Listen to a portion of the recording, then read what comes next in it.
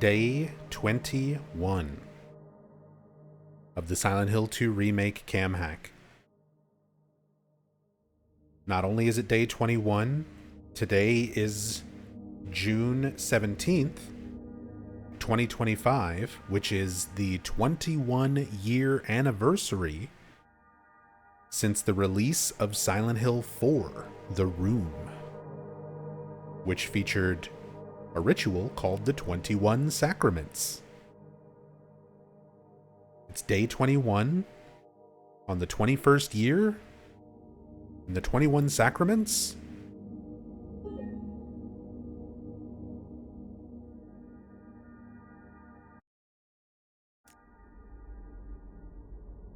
Yeah, Silent Hill 4 can legally drink in the US now.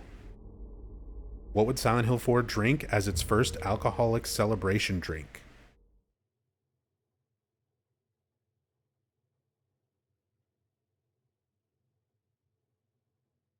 That's a great question.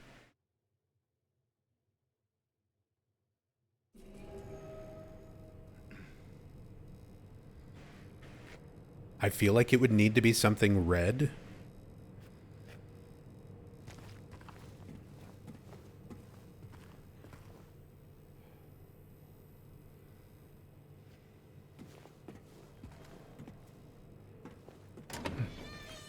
Chocolate wine. Ooh, or a, yeah, like a, what's it called? A white Russian is when you do it with milk. Is it a dirty Russian when you have, chocolate?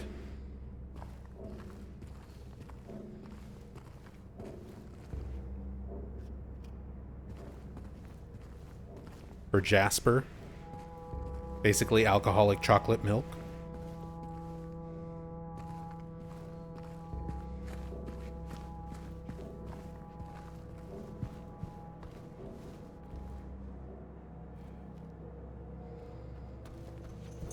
All right.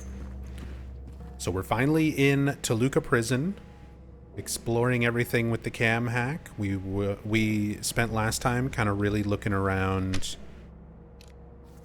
this little part here, the chapel and the vestry.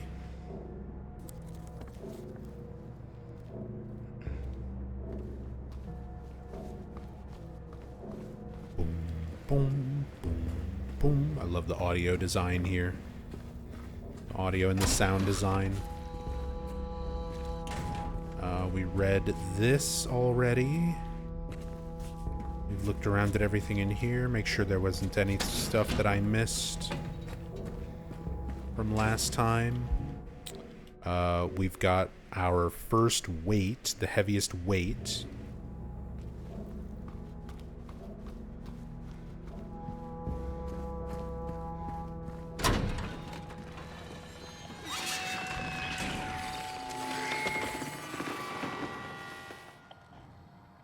Yeah, and we get our sound cue here because we're going to be dealing with mannequins. So many mannequins.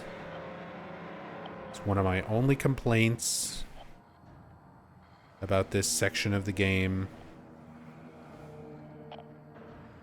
It's very enemy heavy. Much more so than the original, and requires a lot of backtracking through these areas with the enemies.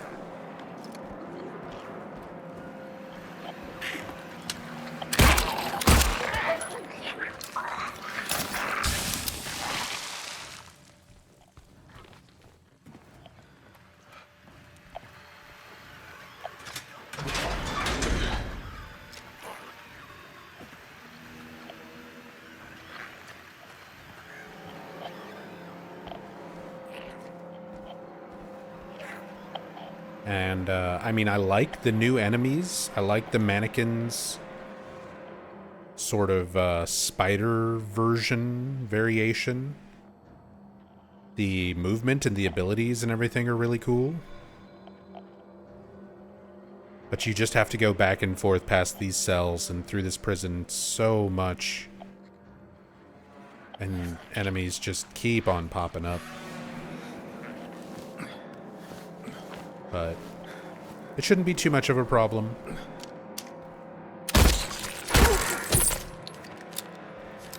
We're on light combat difficulty. We've got the chainsaw.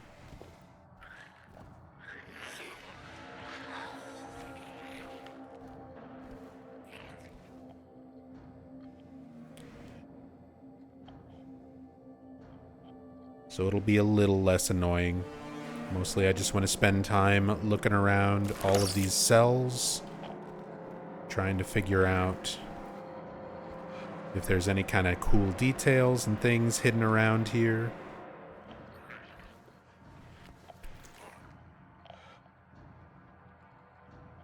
At the very least, I know the cultist cell is going to have some really cool stuff in it.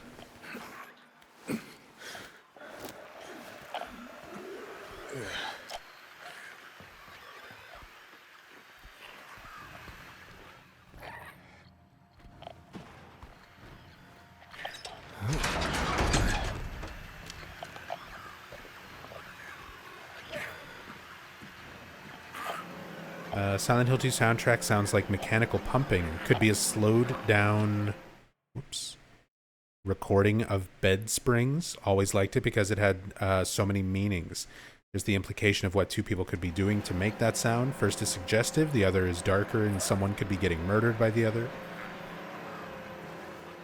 Yeah, there are definitely a lot of bits of sound that remind me of that. And there was a similar sound effect in... whoops, my chat is paused. There's a similar sound effect in the original Silent Hill 2 in Woodside Apartments in the original Butterfly Room that sounded like squeaky bed springs kind of on loop as part of the ambient sound.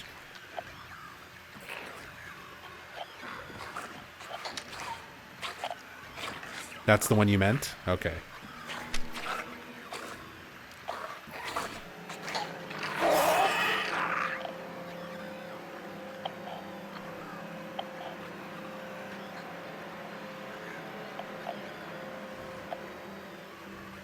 Faucets, buckets, rags. But otherwise, pretty bare prison cells for the most part.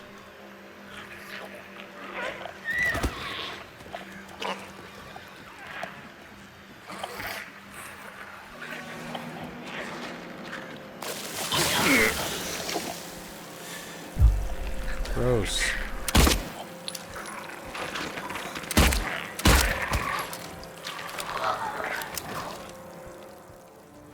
Having the line figures set up where they can spit at you through the bars,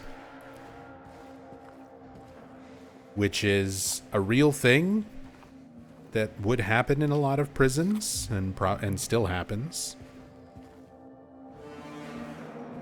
Always have to be careful. Don't want prisoners ejecting various bodily fluids at you through the bars. They even reference that in Silence of the Lamb. In Silence of the Lambs, there's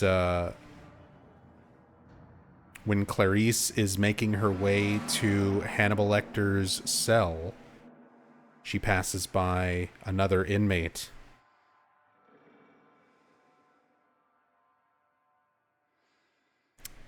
who says he can smell her. I'm not quoting it directly.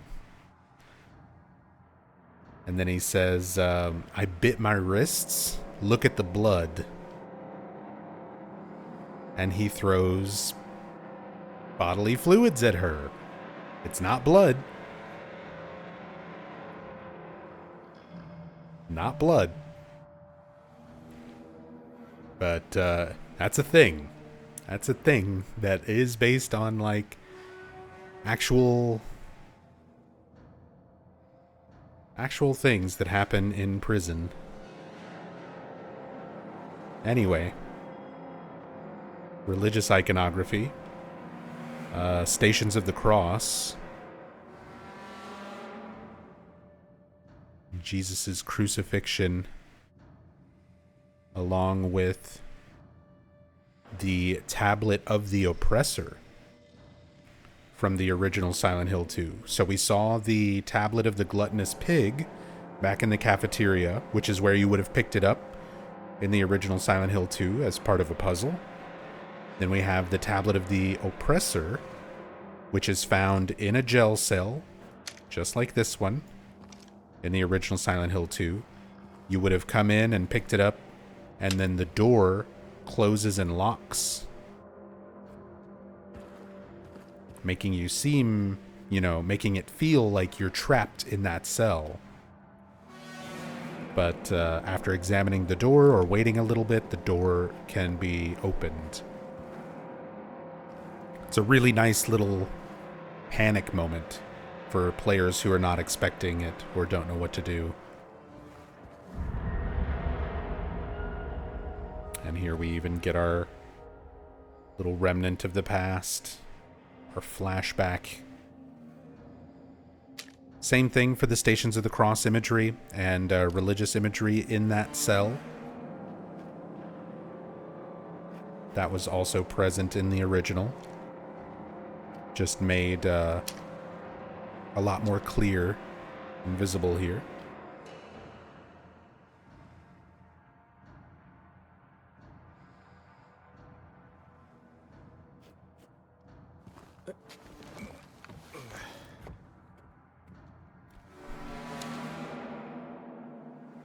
Who did the oppressor represent again? That was James. That was James. If it wasn't obvious enough, it's depicting a male figure wrapping his hands around the throat and face of a female figure who seems to be like trying to push and fight back.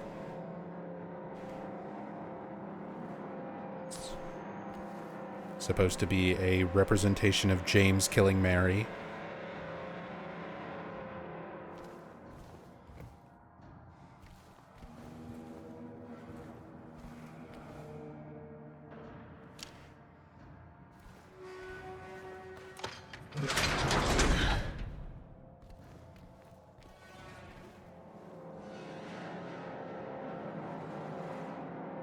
Would it be poor taste to want a pillow of the oppressor tablet? People have much weirder things than that. I think you'd be fine.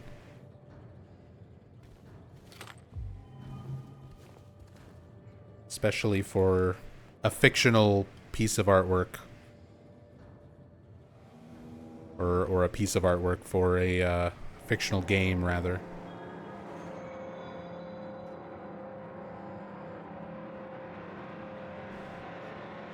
Stacks of books.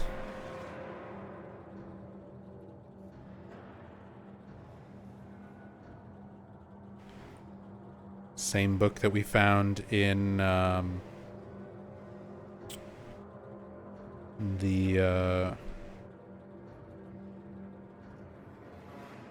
little church area. The history of psychology.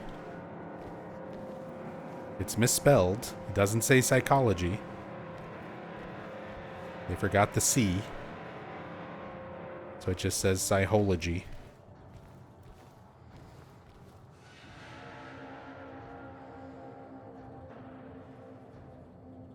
And the bound up bedroll. Top bunk laid out.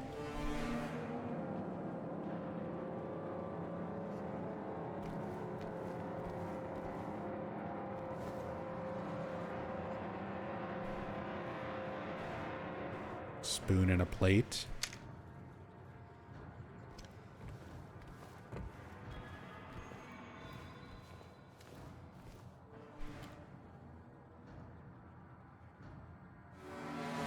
The cell is to be cleaned up by Tuesday. That's today. Make sure you get the cons to do it by then. So they weren't even having staff do stuff. They were making sure convicts actually did, a lot of these things. The previous tenant has been moved to death row, as per the warden's order.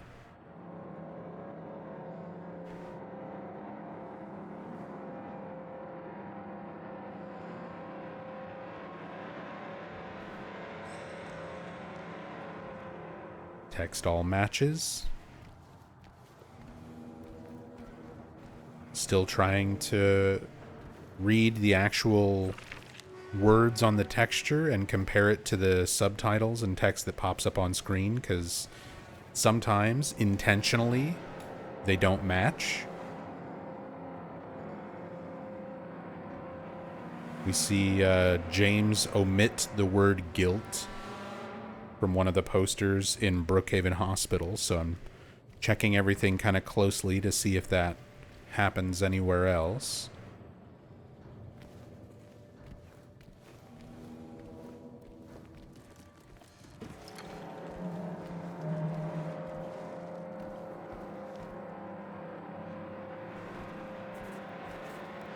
And James, as you examine these doors, he starts marking them down on his map. That's right, there's like Hebrew writing, inscriptions on a lot of these doors. Door of a snake with the head cut off.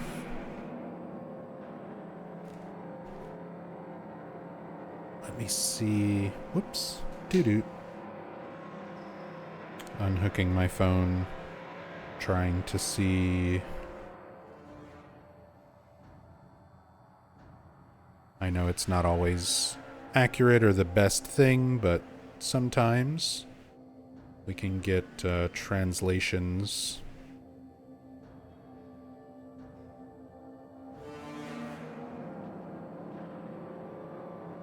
Translate.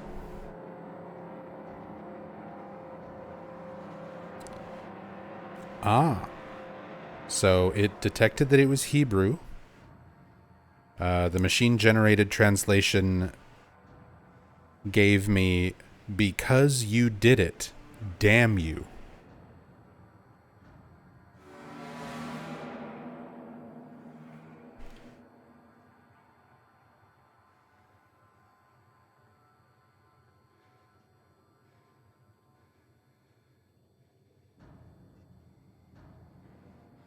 Might not be perfectly accurate, but thematically, that definitely fits. Because you did it. Damn you.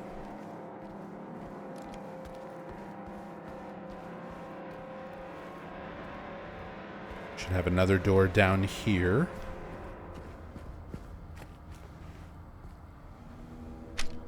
Some more bird imagery, which has been another recurring thematic element.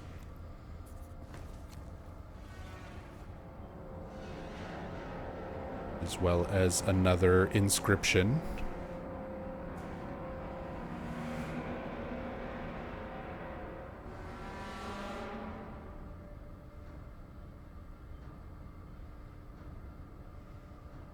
See if I can get something for that. Translating. Hebrew detected. I'm flying in the neighborhood. Or I will fly and settle down.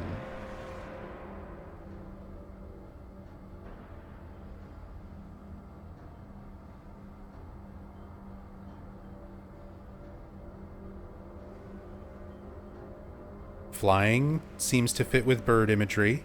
There's also, in the original Silent Hill 2, and it's recreated for the remake, we'll find paintings in one of the cells. And one of those is titled Woman in Flight. So there's also a, like, sort of flying reoccurring theme here.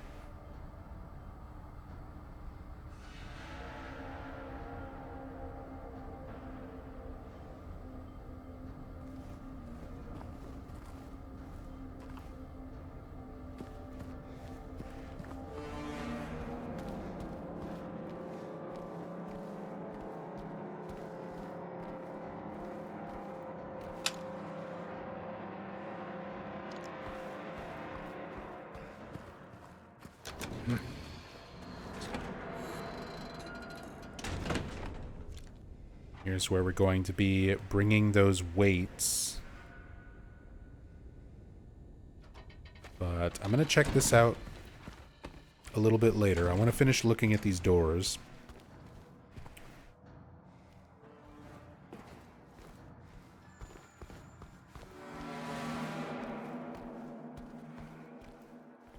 And just kind of examining all the cells and everything here. Try my best not to miss anything. Stairwell here. This will eventually open up.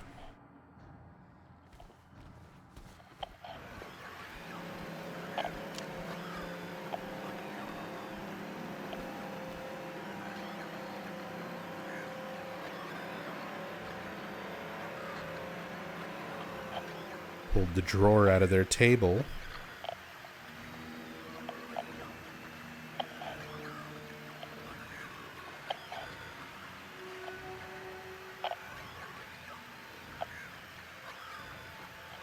Same sort of cots and everything else.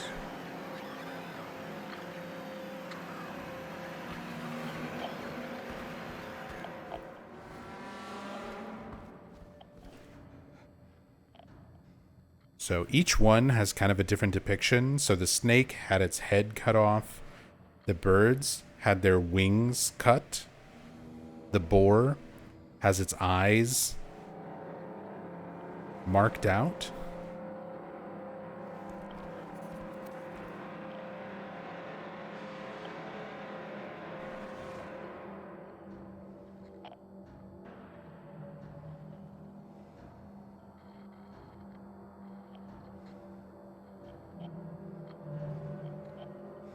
Let's see what kind of translation I might get for this.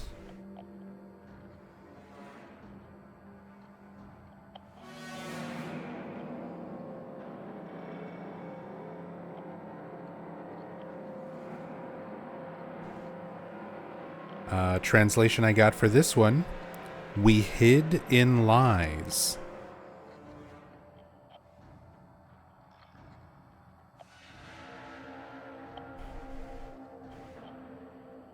We hid in lies.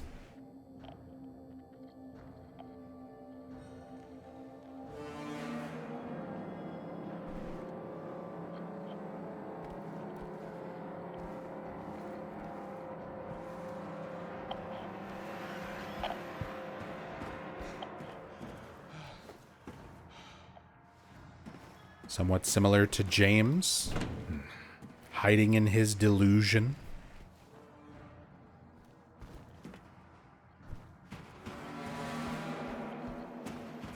Blinded to the truth.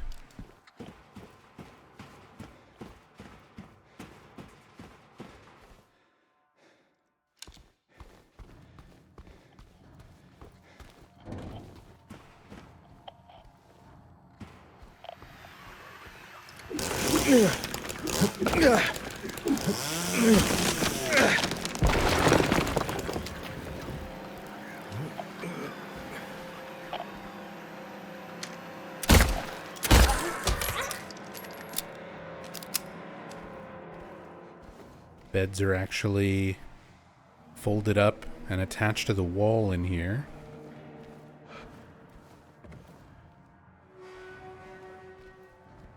Entire wall between these cells is destroyed.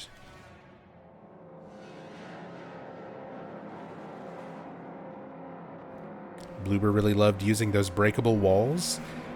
Yeah. Again, very minor nitpick from me. It feels a little bit overused, how often you have to do that in the game.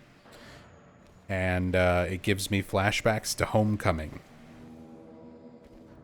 That was something you had to do a lot in Homecoming, was like, use your fire axe to chop the hole into this wall and then you can squeeze through. Not a big fan of that, but I understand. It makes progression through the areas like a little more active.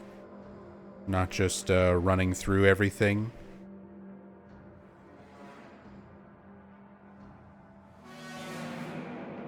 But it's a bit overused. In a few situations, it's fine.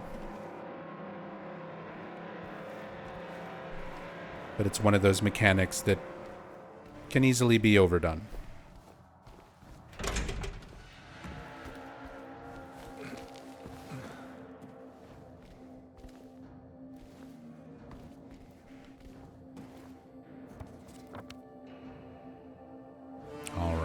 Is that everything that we've explored? We need to try the stairs or the door to the armory.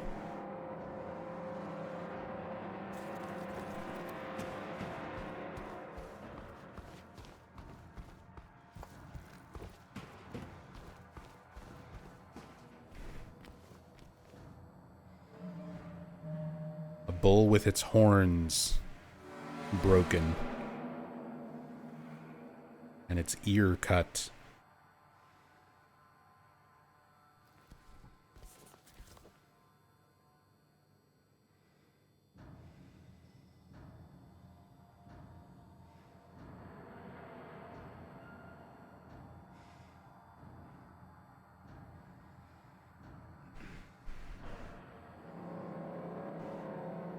And let's see what I get for this translation.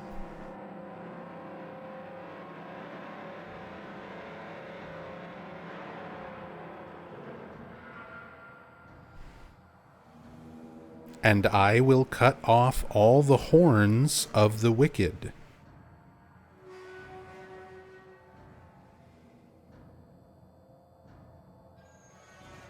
So it even mentions cutting off horns. And I will cut off all the horns of the wicked.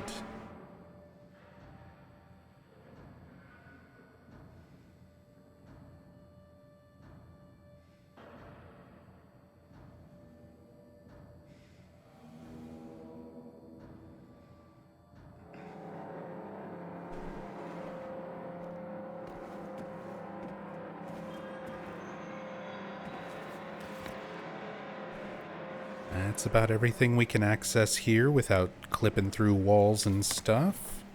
So let's go ahead to the yard.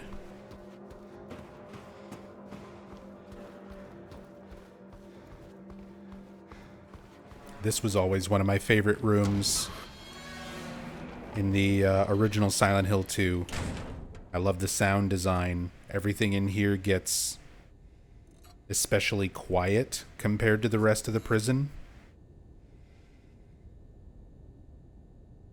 And you can hear the sound of hoofbeats, like horses running around you.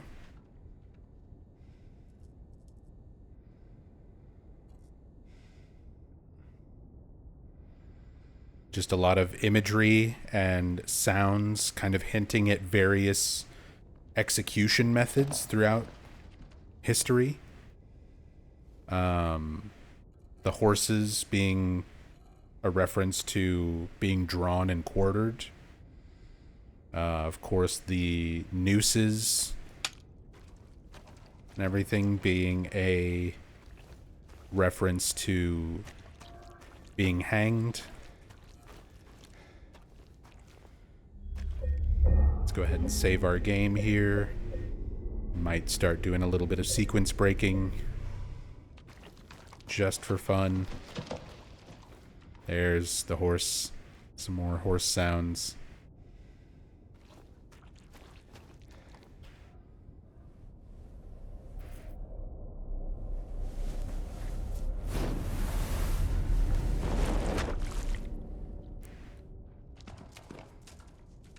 And you can just hear them periodically while you're doing other stuff.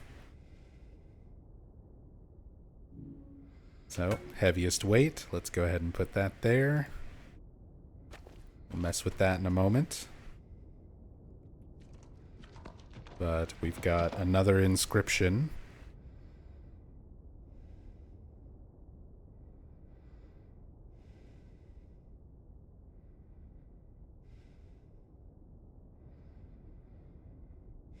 Translating.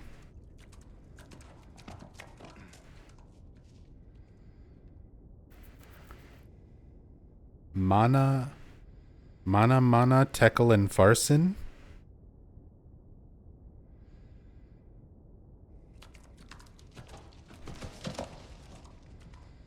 Is that actually a thing? Tekel and Parson. Mene, Tekel, and Parson are Aramaic words that appeared on the wall during a banquet hosted by King Belshazzar in the book of Daniel.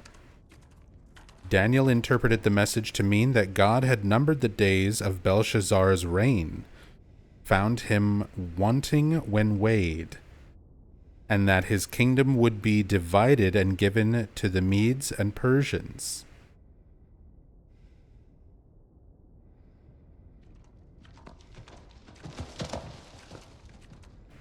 Basically saying, your days are numbered.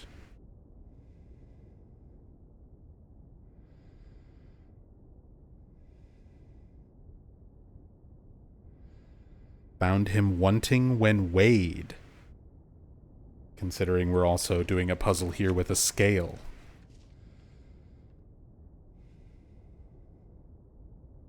It's where the term read the writing on the wall came from. Good to know, Temporal Fry. Again, I am not a religious scholar. Everything I know about religion I learned because of video games, so you'll have to excuse me if I don't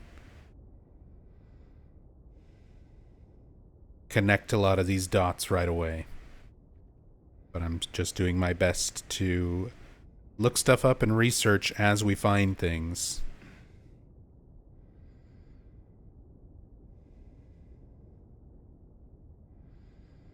So we've got each of our emblems corresponding to each of our doors. I like that you can even see residue of weights and different substances that had been placed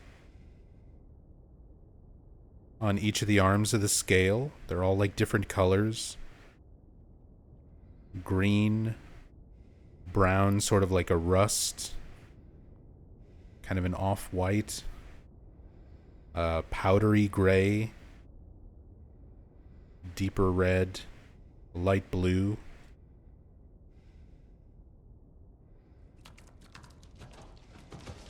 Possibly from the different types of metals that the weights could be made out of, leaving different types of corrosion.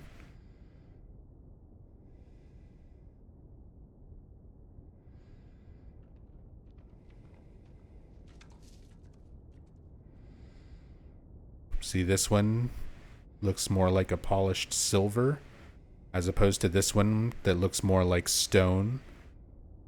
It's got sort of the white ash on it that would correspond with this, along with the size of the weight itself. Smaller weight with silver could potentially leave that behind, or this behind.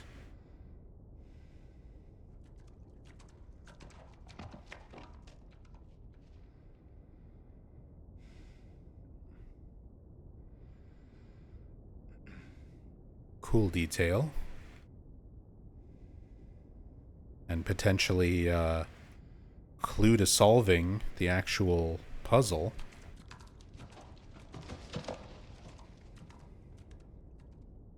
Let's check out the statue herself. Similar to a lot of representations of justice, personifications of justice. Being blind and often depicted with scales. It's a pretty common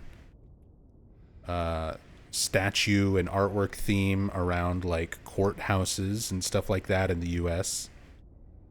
And I'm sure in other places in the world.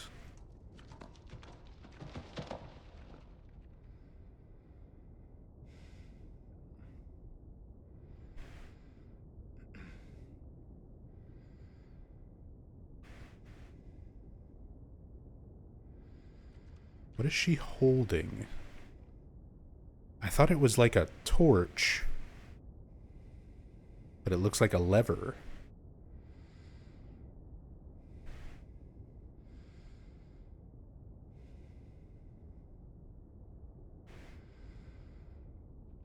It's the ruler of smiting.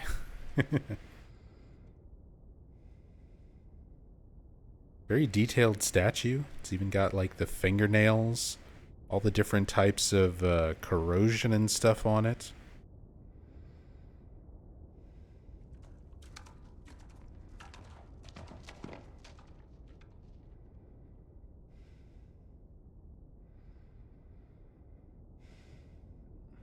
Oh. Well, there's a wallpaper.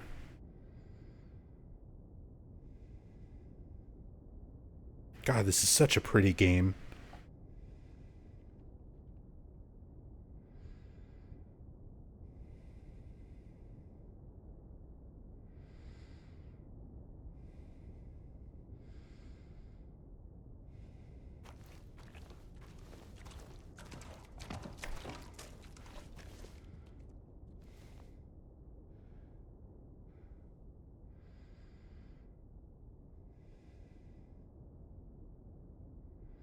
Like, I may have a lot of criticisms for Bloober Team, especially their games before this, but they've always done really well with visuals and lighting.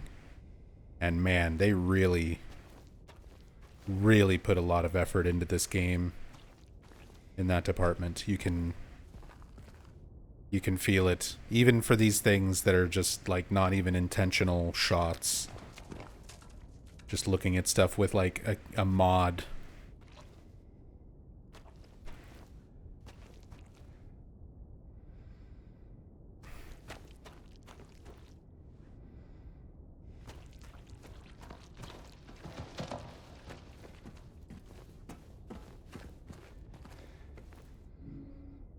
And here is where the lever will go once we get it from the statue. Like, I know it's supposed to be that lever in the context of the statue on its own, though. I was always curious if that's supposed to be, like, some sort of a torch.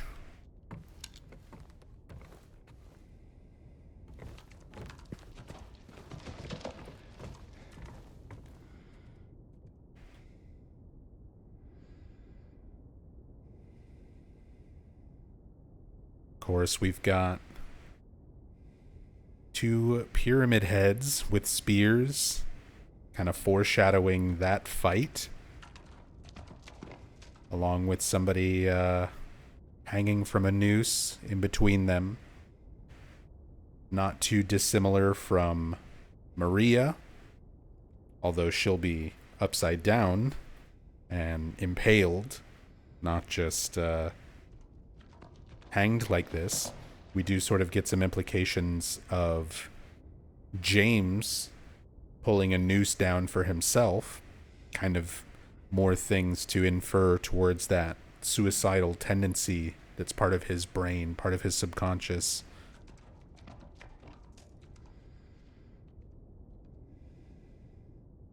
Pull ye but once on a rope's frayed end. Choose the one justified from among the damned.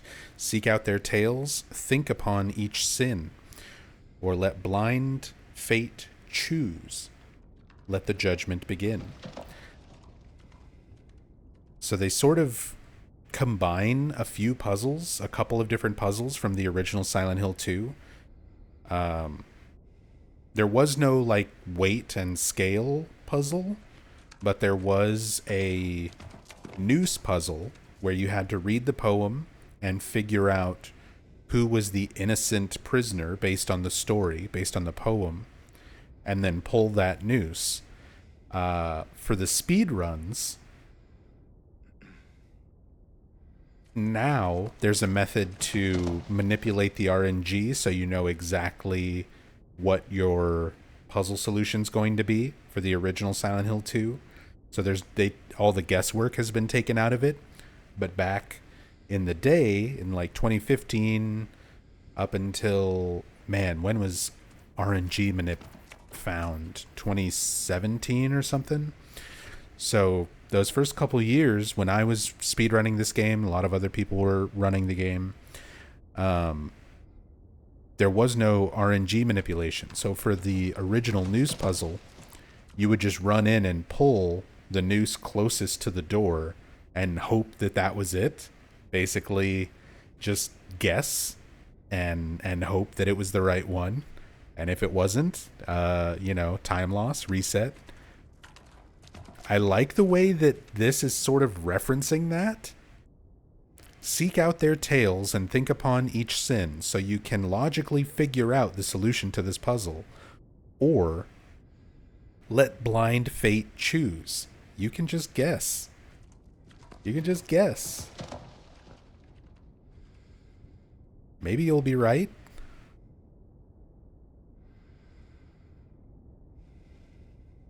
Love how this is impact font. It is kind of a basic impact font. It's a little bit strange, but it's fine. It fits well enough with everything else, all the other visuals. It's not Comic Sans.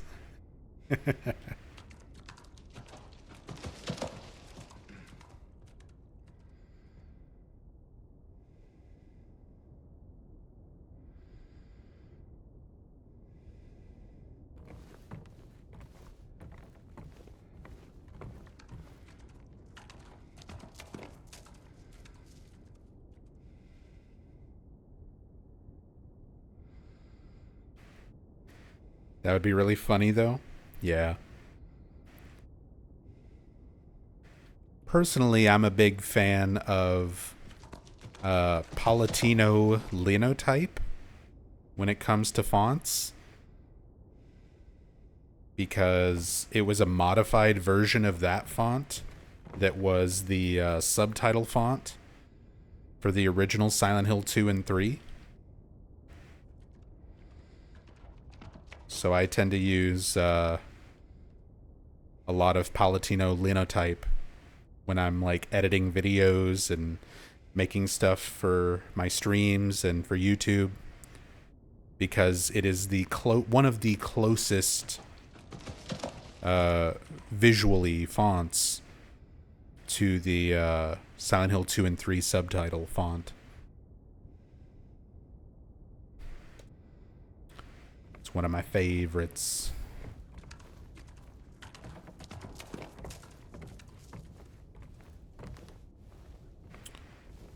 And this opens up. I'm guessing we can probably clip in. Yeah. So we can preemptively kind of clip in here and read the little parts of this puzzle.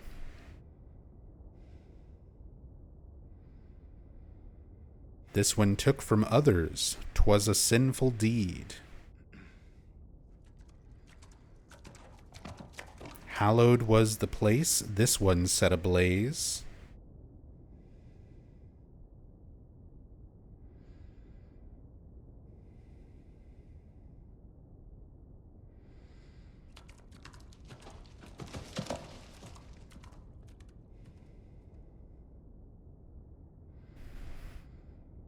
This one he did kidnap his beloved daughter.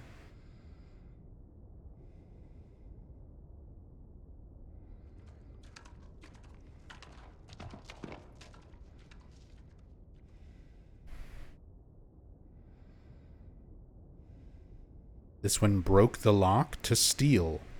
I'll tell you plain. This one dared to take his own mother's life. This one clenched his fist and has pulled no punch.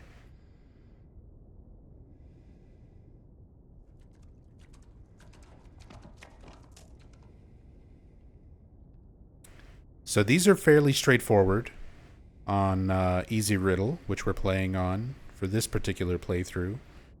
But when you're on normal or hard, they're a little bit more involved. with things kind of being a bit more ambiguous. Harder to tell who could potentially be the innocent one, the one justified from among the damned. I also like that they sort of emphasize this aspect a little bit more in the remake. The idea that all of these people are guilty, but some are more justified in what they did compared to others, which is also how a lot of people compare the characters in this game. Like, most people do not side with Eddie. They feel like Eddie is just crazy and lashed out, killed a dog, shot a bully, and it's like, yeah, you're being bullied, but that's a pretty extreme sort of reason to do what Eddie did. Angela had been sexually abused throughout most of her life by her father. And most people, most fans of this game will side with Angela and say that her stabbing and killing her father when he was trying to abuse her again is justified. A lot of people will easily say, like, yeah, she's defending herself. She was justified in what she did. It's still murder, but it's easier understanding the situation compared to, like, Eddie. We don't know how severely he was bullied. We don't know the extent of his circumstances, but we know a lot more of the circumstances around Angela, and most people tend to think that her actions were more justified. James kind of falls somewhere in the middle, where some fans kind of understand and accept what he did. Like, Mary was going to die. She was suffering. Her life was ruined. James's life was ruined. And he was just trying to sort of free her from that pain, the suffering that her continuing to live was causing.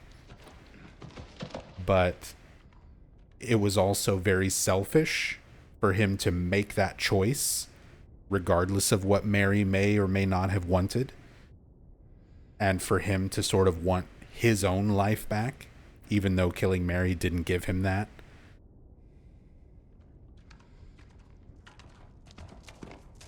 So I like the way that this is set up, the way they changed this around for the remake.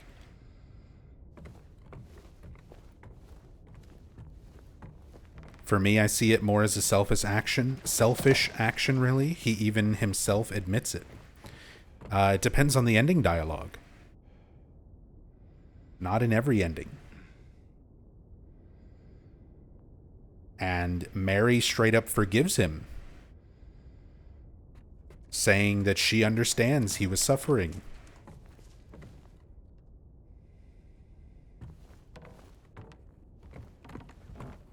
In some endings, in certain endings.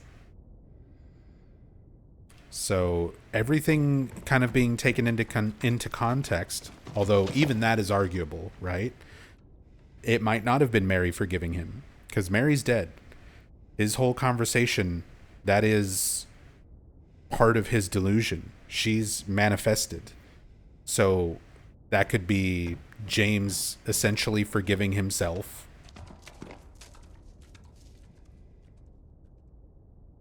It could be the town bringing Mary back just for that conversation, giving her enough self-awareness and form to have that final moment with James. A lot of that is left fairly ambiguous.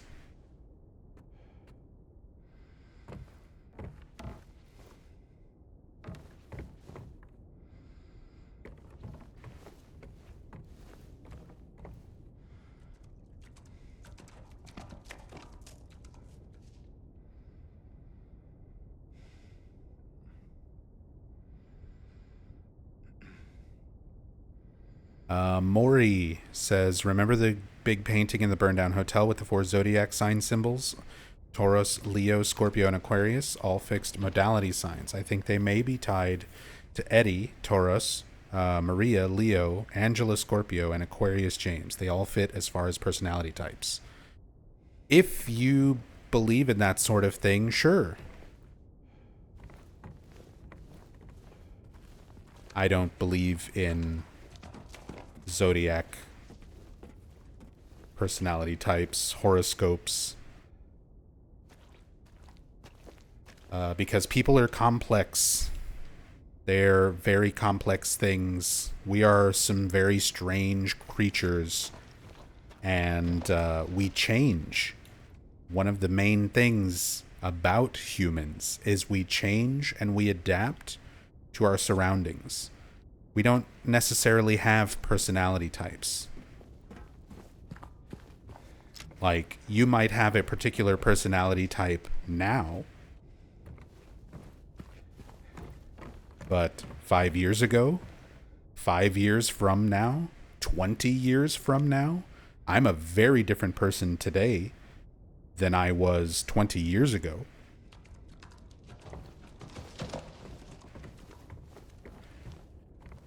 And as far as horoscopes go, they are a very, very old form of cold reading, essentially, using what are called Barnum statements.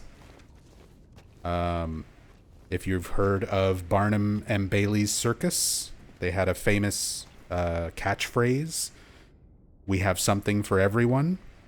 Barnum statements are meant to sound like they are very specific to a person or personality type, when in actuality they can apply to a very wide range of people.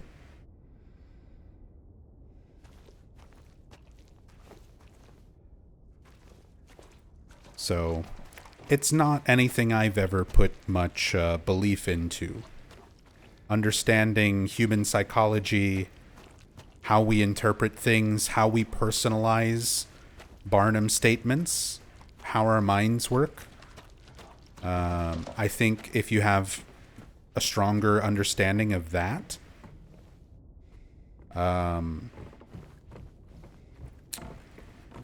you won't necessarily buy into a lot of zodiac signs and horoscopes and things like that.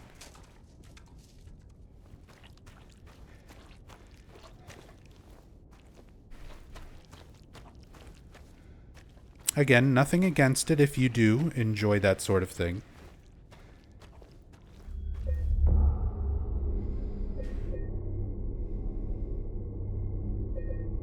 But for me personally, I've never had a reading or read a horoscope or had any sort of alignment personality-wise with anything. And already I know there's going to be people who very heavily believe in that stuff who are watching and listening to me say all this, and they're going to be like, "That's such a Capricorn thing for you to say, Nub." Like, some people buy into it, some people don't. I think the human mind and our sense of self and our personalities are too intrinsically linked to other aspects of life that are constantly shifting and changing, that you can't lump people into categories like that. Not over a wide enough span of time. Maybe individual little times of your life, sure, but not over the course of your whole life.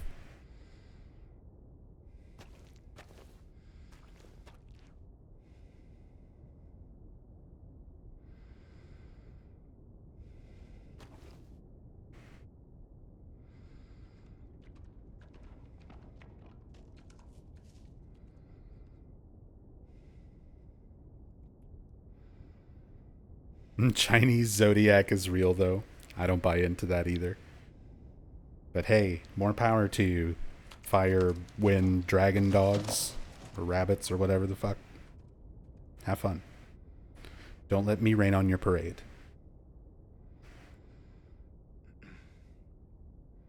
Matt, It's not Matt. Hey, Nub. Watching you makes me happy. I'm writing this to ask that everyone who reads this just think about me for a few seconds and wish me well.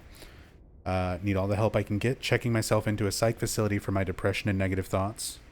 Don't need pity or sympathy, just a few minutes of well wishes. Hey, I've been very, very close to doing the same thing in my life, Matt. Take care of yourself. Want you to know we do care about you. We acknowledge your existence. We appreciate, and I appreciate you still being here. I'm glad that you're trying to go through the steps to find help, because that is a very difficult thing.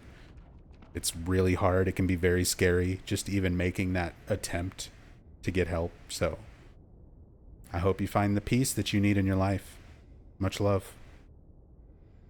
All the well wishes.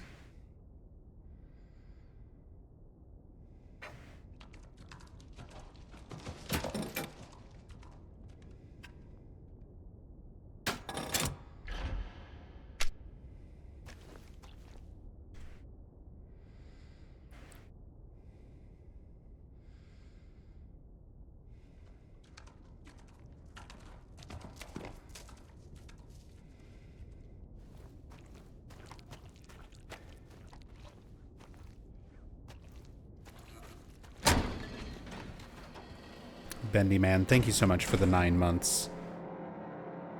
Thank you so much for that Prime resub. Thank you, thank you.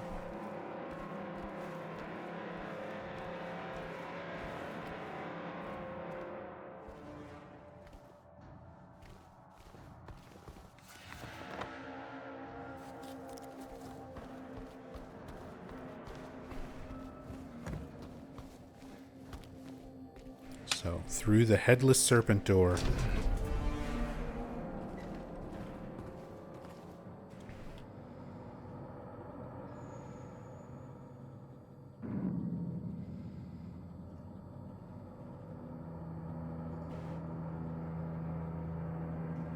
Is there a point where we can even see the sky?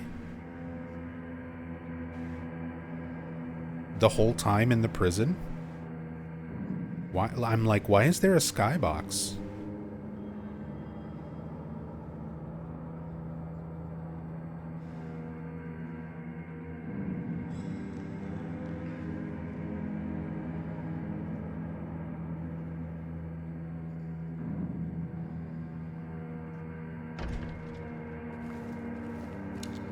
Usually, like with Brookhaven, there was no skybox. You're just sort of in a void.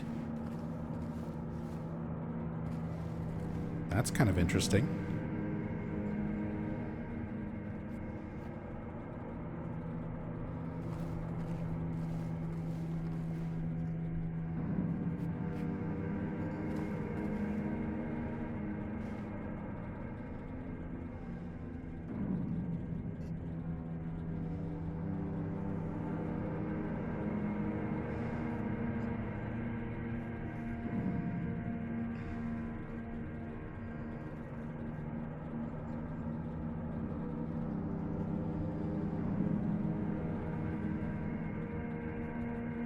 Execution chamber.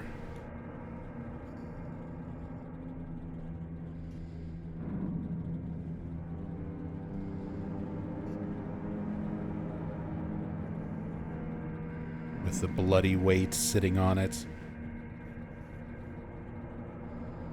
The room here for all the witnesses.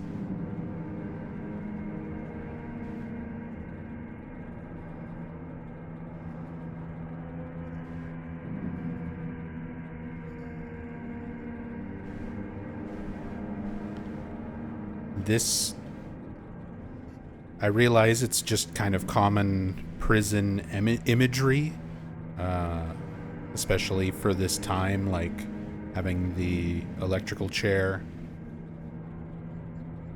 as an execution method, but this always reminds me of Silent Hill Downpour. One of the endings you can get in Downpour is Murphy basically being guilty of everything He killed Officer Coleridge, he killed Charlie, he killed everyone. And his mourning wife, Carol, is like sitting here in the witnesses with the black veil on. And Officer George Sewell is the one, like, you know, seeing if he has any last words, handling the execution. Yeah, see you in hell, Cupcake. After he tells JP I could never hurt a kid? Yeah, that's one of my big issues with Downpour. The endings all completely contradict what are supposed to be core elements of the story, which just makes the story feel very poorly written, in my opinion. Downpour has its fans, and it feels like it's gotten a lot more fans over the years. I think, honestly, it's a lot of 20-somethings, young 20-somethings, where Downpour was probably one of their first Silent Hill games, or first horror games in general. So they kind of look at it through that nostalgia lens. We're all biased in our own ways. I'm nostalgic for the same way I'm nostalgic for Silent Hill 1 and 2 and 3 for being that time of my life when I played them, but for a lot of people who are younger and Downpour was there at that point in their life, getting introduced to horror or getting introduced to Silent Hill, they probably think of it much more fondly than I do. But, yeah, that game has some pretty flimsy writing.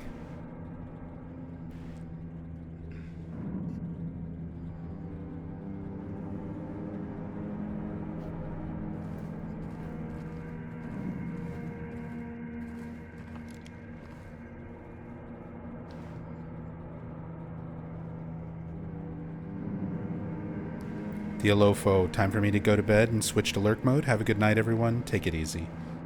Hope you get some good sleep. Does Downpour have a lot of people saying they like it? I never see that. So, I used to avoid the Silent Hill subreddit a lot, but I've been spending more time on there lately for research. And, there's a lot of people who defend Downpour as being like their favorite of the Western games, Western developed games. It's definitely a lot more than you would expect, than I expect anyway. You also have a lot of people who just straight up deny how poor quality stuff like the HD collection is, which I imagine comes from that same sort of place, because HD Collection and Downpour came out around the same time. For a lot of people, HD Collection was their introduction to Silent Hill and was their first way of experiencing Silent Hill 2 and 3. So they just don't have the familiarity and the fair comparison to the originals the way like a longtime obsessive fan like me does. So, yeah, there's very frequently posts and comments and things like that of people proclaiming their love for Downpour and telling people HD Collection's not that bad. Everyone always says it's horrible, but it's fine.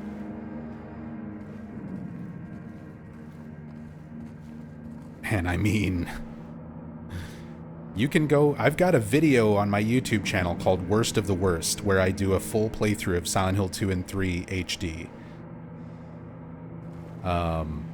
You can see all the issues that game has in real time, and I go into detail on all of them. HD Collection is massively flawed. I have no idea where that game gets defenders from. Downpour I can kind of understand. There are some legitimately interesting things with Downpour. I just don't think those ideas were executed very well. Downpour and Homecoming both. Like, they're very flawed games, but I can see what they were going for. And I can understand those games having their fans. HD collection? Like, people trying to defend that in any sort of way? Makes no sense to me.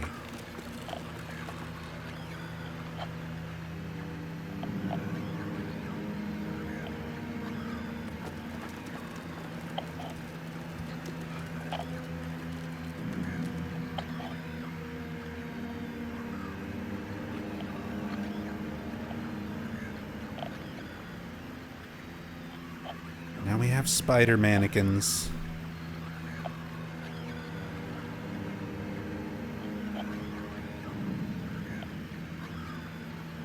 Great introduction to them as well. Just having it crawl around outside of the bars once you get to this point reminds me a lot of Silent Hill. Reminds me a lot of Resident Evil 2. When you have the liquor introduction going across the window before you actually encounter it.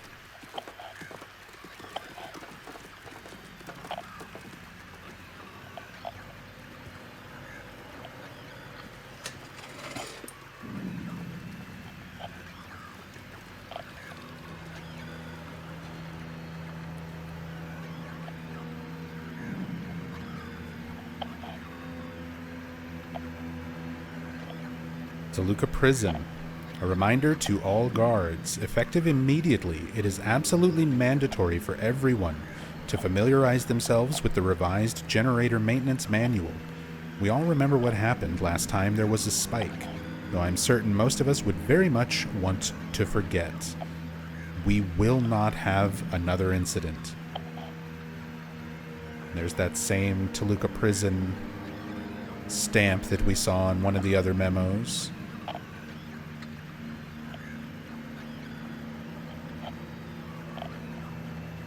The same sort of signature on it as well.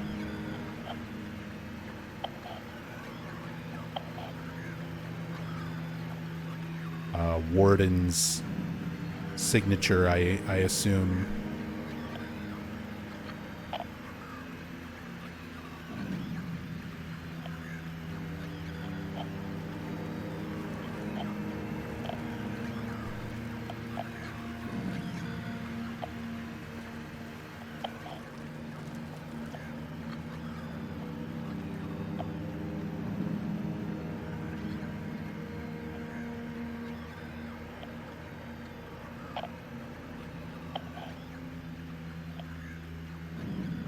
Hiding around in these little drawers.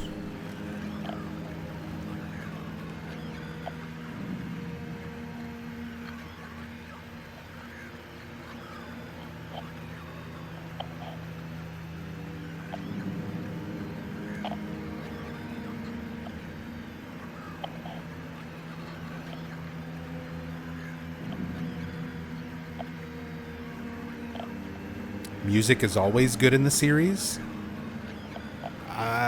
It's always good in the ones that have Yamaoka contributing. I'm not a fan of the Downpour soundtrack by Daniel Leaked.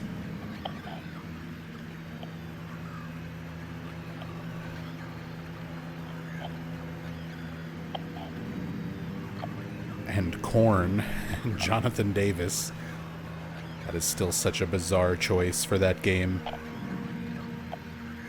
Like, even for 2012, if Downpour had come out in, like, 2002, I could maybe see them being like, yeah, let's put a fucking Korn song in here. 2012? You got Jonathan Davis to do your fucking intro song? What are you thinking?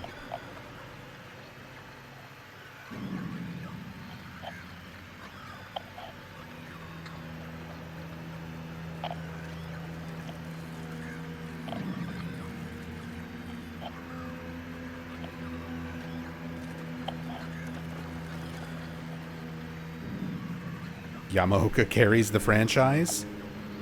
I know so many people who got into these games purely because of the music. Like, Yamaoka is an incredible composer.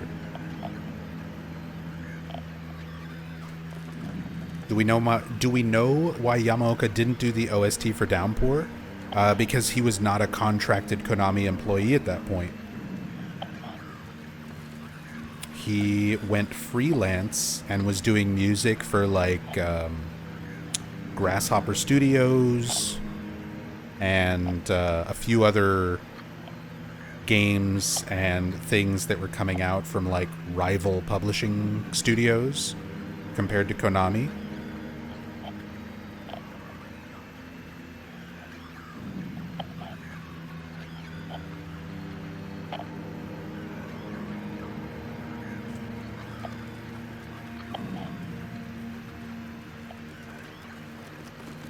So instead of trying to work out that contract in true Konami fashion, they were like, let's just hire somebody else. And I mean, to their credit, Daniel Leaked was a great composer, rest in peace. He did the theme song for like Dexter and a bunch of stuff. I mean, he's got a huge career, but that's what most people know. But it just didn't fit. Like it didn't fit Silent Hill. The intro song for Downpour, that's like the only one. It's called Perp Walk. And it's because he's trying to imitate a Yamaoka style right down to the mandolin. That's clearly Daniel Leaked doing his one song where he's like, I can try to mimic Yamaoka style. You can open the door? That's cool.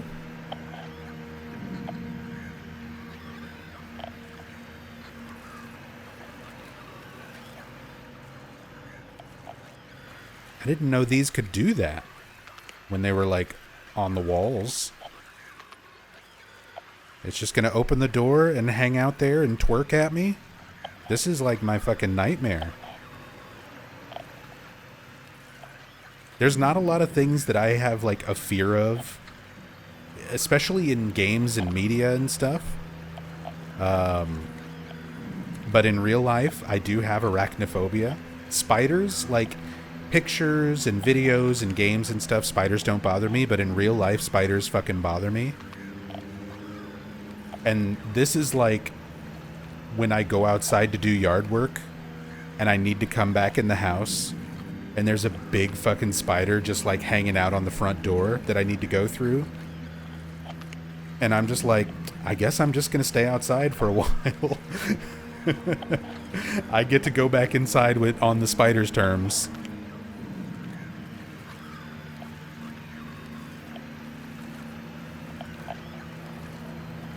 But yeah.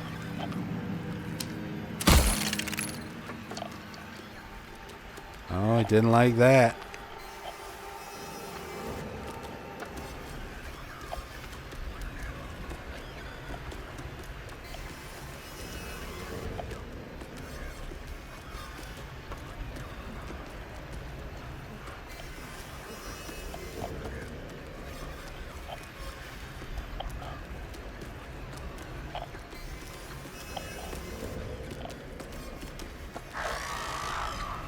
Oh, the sound.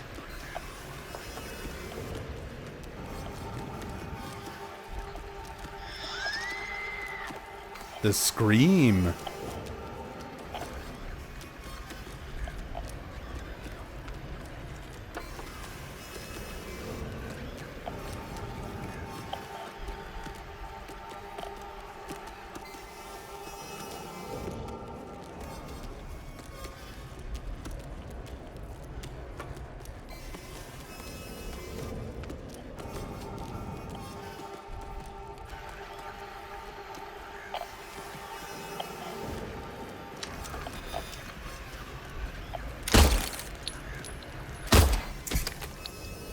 Flop.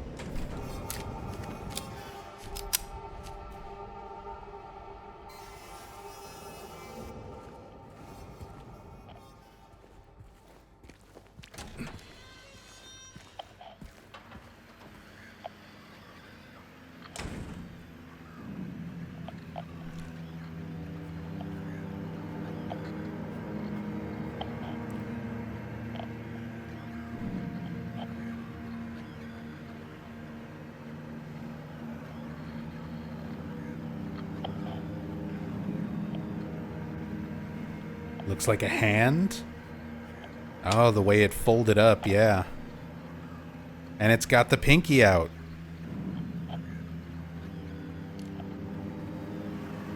Just like James.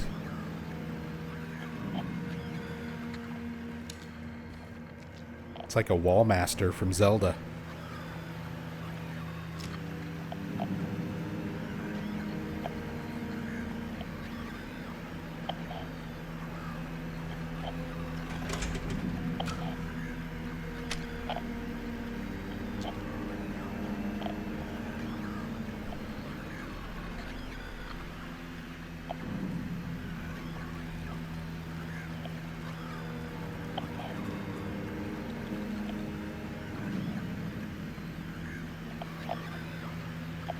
Hello.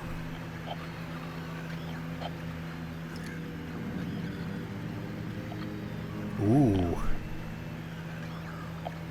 I like clipping the camera in and seeing just the little square window light on the mannequin.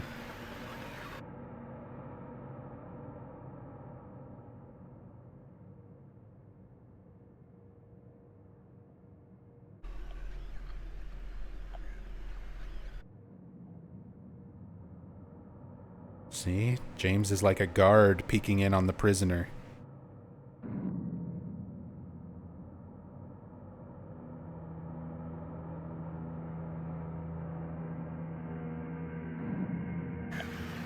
Hello. Sorry.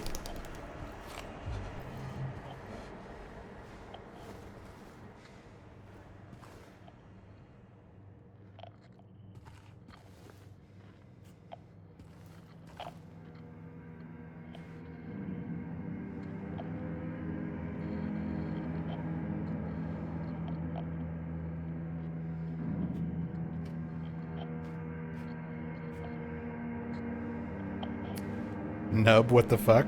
Such an ominous thing to say. My imagination's running with that statement.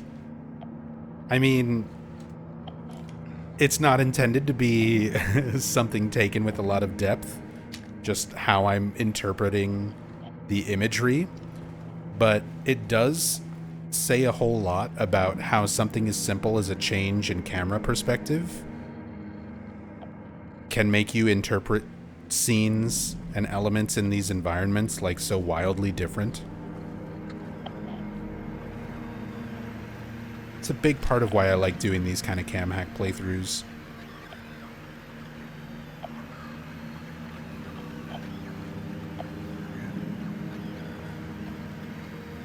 Like, even just the slightest change of perspective can add so many new layers to interpreting information. Family photo.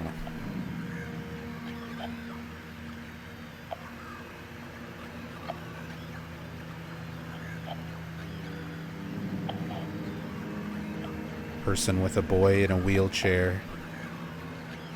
Fingerprints stuck all over it. Faces scratched out. Oh, excuse me. We will be together soon.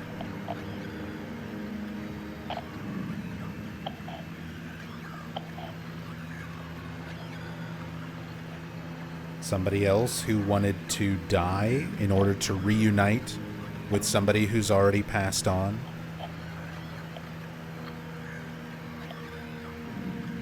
Which again, that was James, that was his whole intention when he first came to this town. In Japan, it's called Muri Shinju. Muri Shinju is kind of the idea of murder-suicide between loved ones or families. The idea that they would die together to reunite in the afterlife.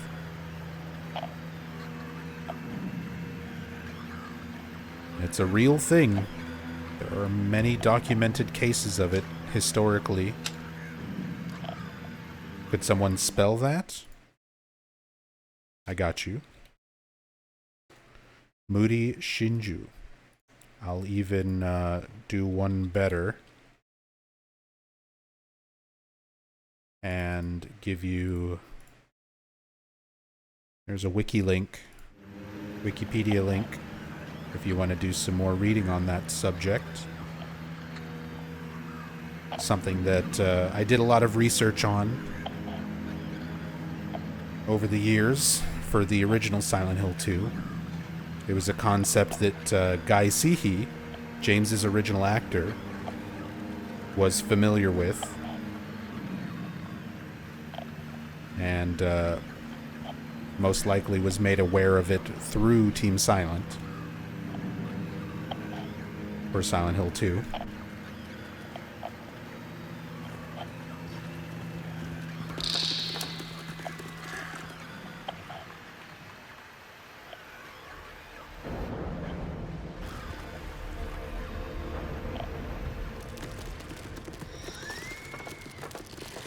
Up the wall. There it goes.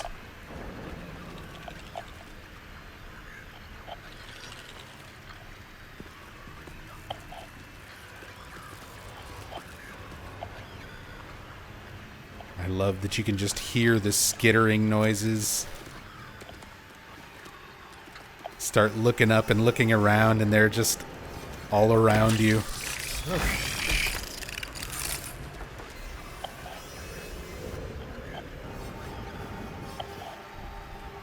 So creepy.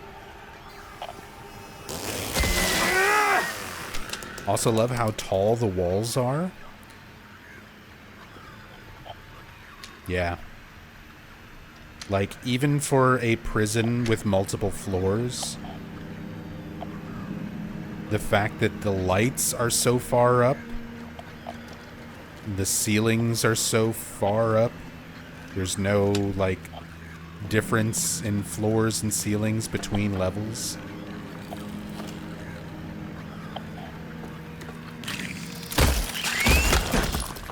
Ow.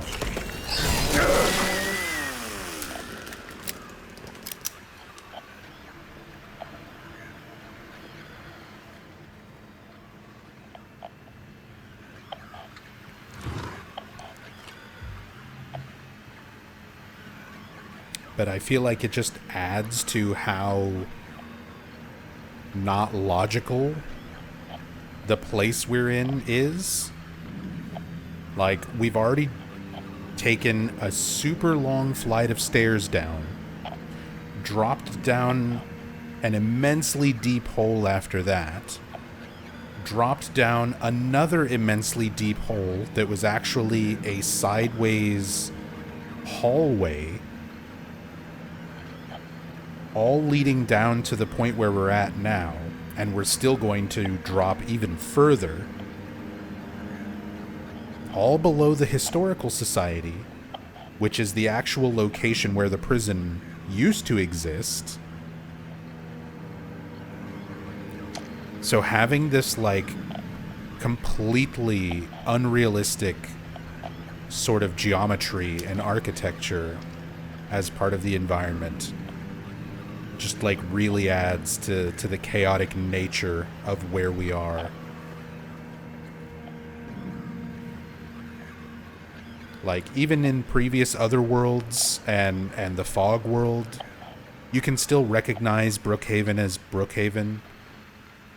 You know, you can still recognize the town and its streets for what they are. But by this point, it feels like logic and reason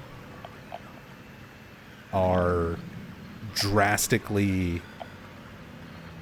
more broken to create this environment, this place.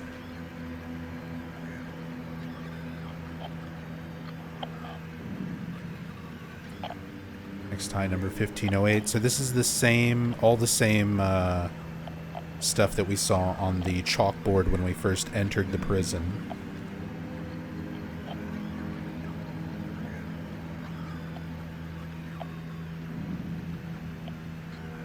Just giving the prisoner count and guard count. Seems to be all the same numbers.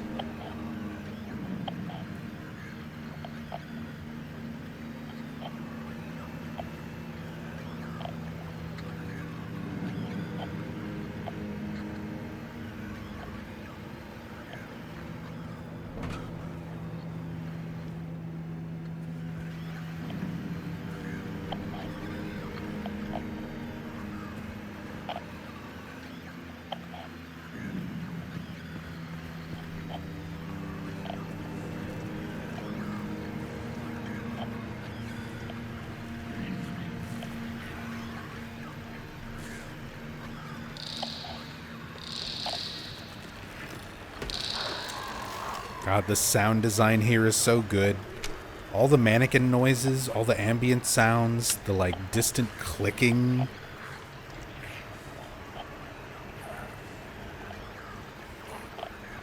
So good. So well done.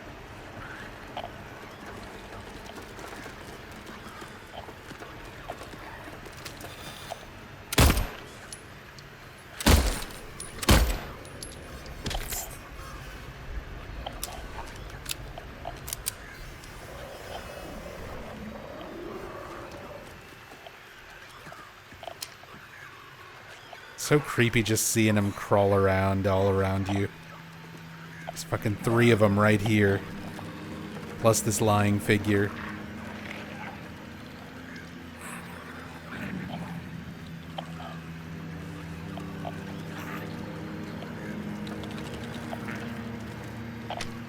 Like, this part of the prison, I really like.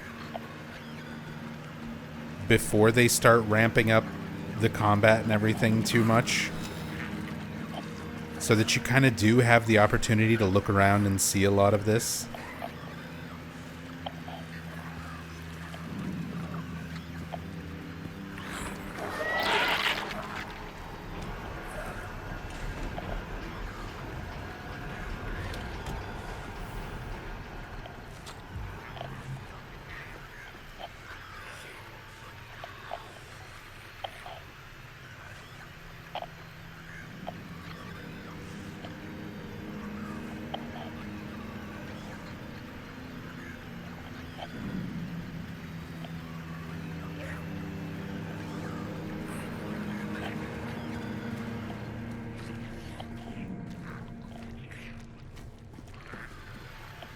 When you played this for the first time, Mr. Shy Potato, legit tried to run into the cells and avoid them if I could, because I was just too scared.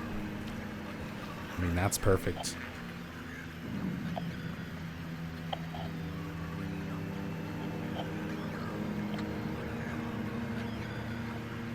So excited for Silent Hill 1 after seeing this game again?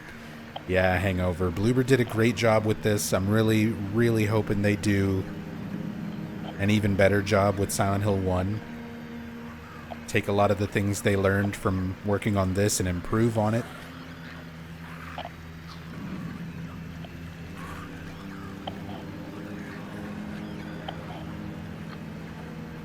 Because I cannot wait to go through some of those locations the same way I'm doing now.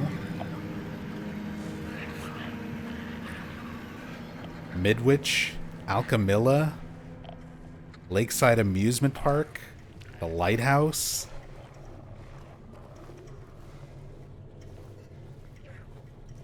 I can't wait to see all the enemies, the redesigned enemies.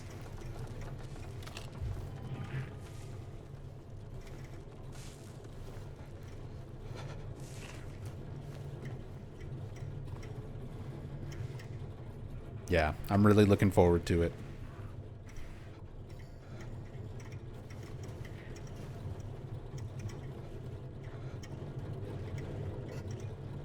Safety instructions. Power transfer levels. Green, maintenance level. Used to test before each use. Yellow, optimal level. Maintain for safe operation. Red, danger level.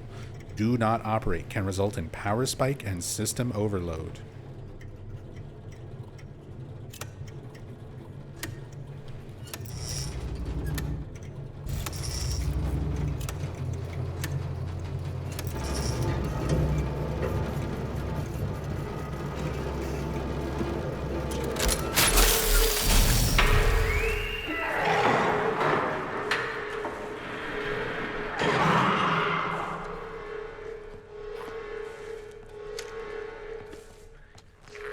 Prisoners have escaped.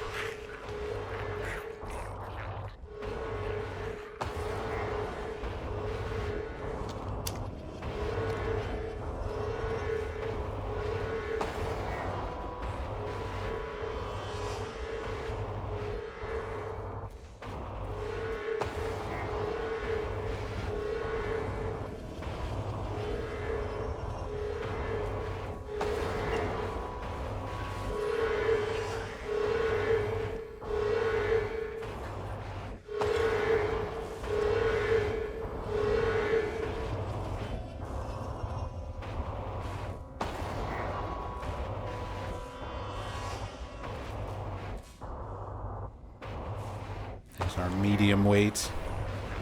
Covered in blood, found on the electric chair. Oh, there's even the, like, vent above the chair for all the smoke.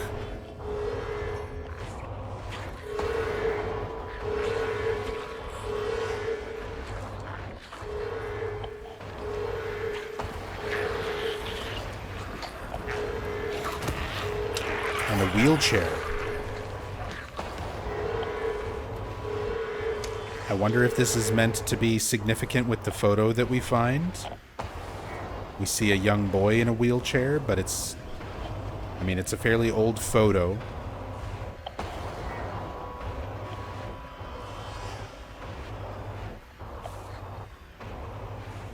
Although it's also a prison from the 1800s.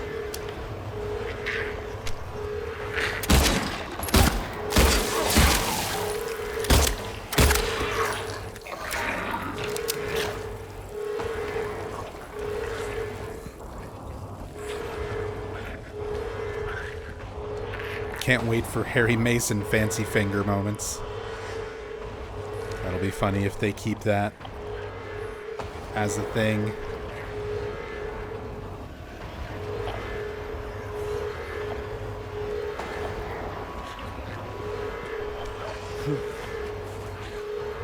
Well, the side gets locked.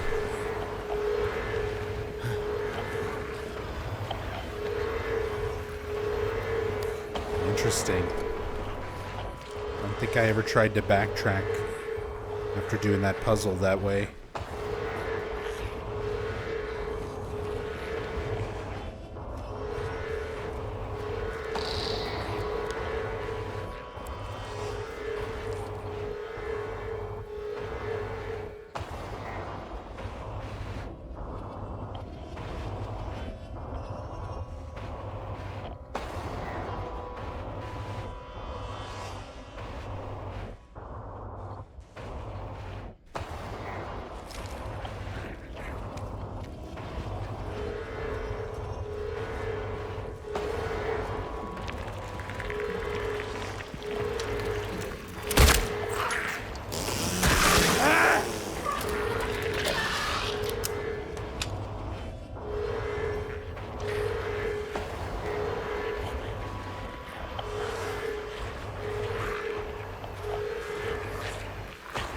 Mr. Shy Potato says, I've seen theories of people talking about James being a patient and such.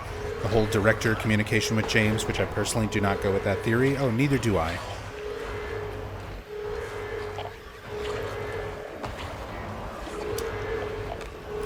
Not a patient here, but in the hospital. I knew what you meant. Although there's been theories around James having been a prisoner as well.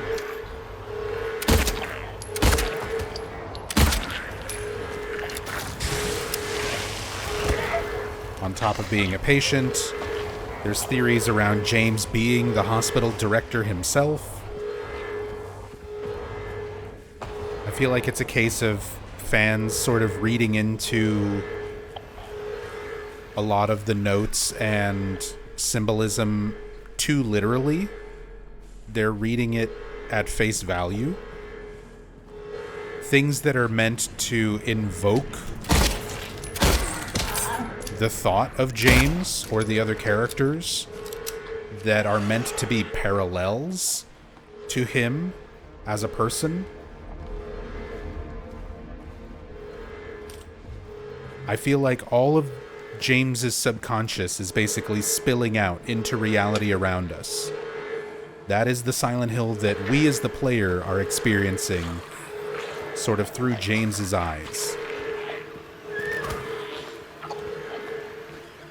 And James is comparing himself to all of these people who historically may have existed.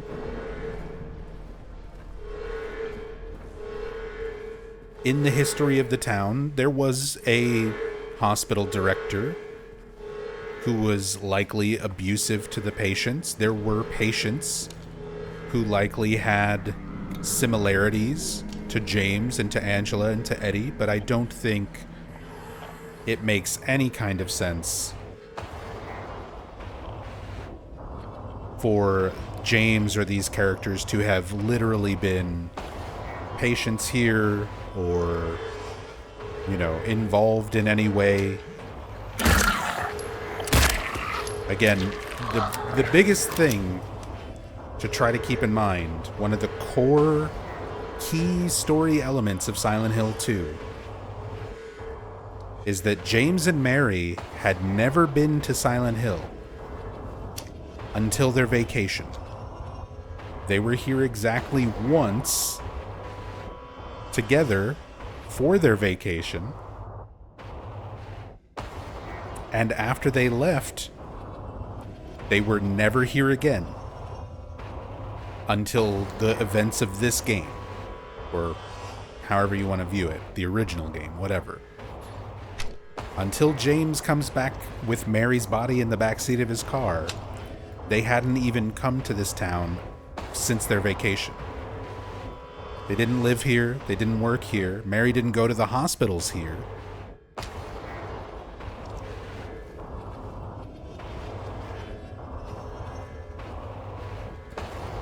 Those are all, like, key confirmed aspects of the plot that people are just completely ignoring to try to fit in some kind of strange headcanons and fan theories.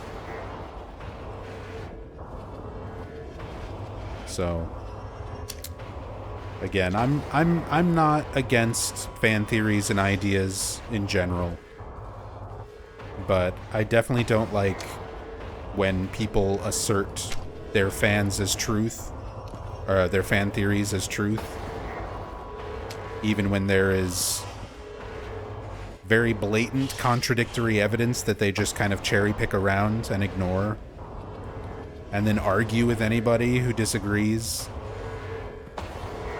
It's very childish.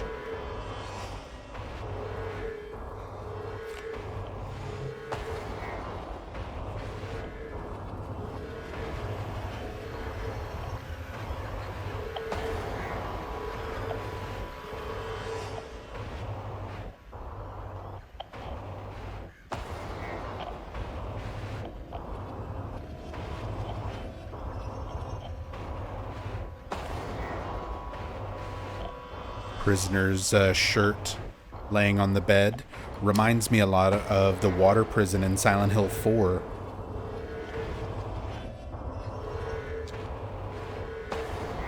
There's a room in Silent Hill 4, one of the prison cells for the water prison where they kept the children. And one of the kids took their clothes off. You find a memo written by them.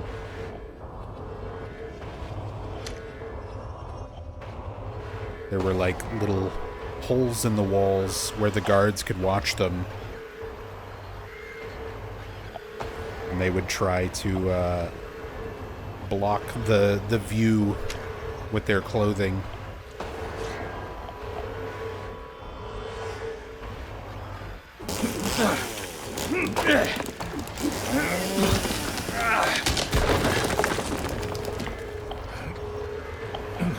Respect Ito's patience all these years in those situations because, oh boy. On the one hand, like, I respect that Ito... How rude. Sure. On the one hand, I do respect that Ito, like, continues to engage with fans, even after dealing with lots of those types of fans for such a long time. But I don't know if patience is the right word. Because Ito has absolutely ripped into some people over the years as well.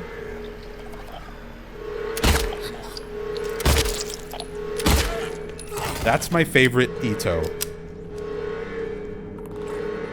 That's my favorite Masahiro Ito. Is the one who answers the crazy fucking rude fans with their weird-ass headcanons, and Ito just straight up says, like, don't play Silent Hill, don't buy the remake.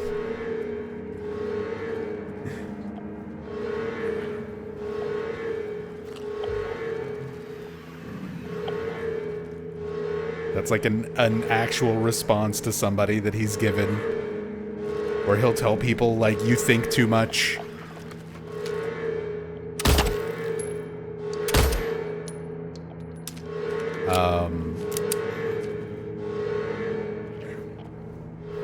He has gone off on some people talking about Centralia and Ash. There's a lot of tweets where he was like, you idiots keep getting your information from YouTubers who don't research anything. There's multiple responses on that subject that I'll even be featuring a lot of screenshots of those in my Silent Hill 1 iceberg.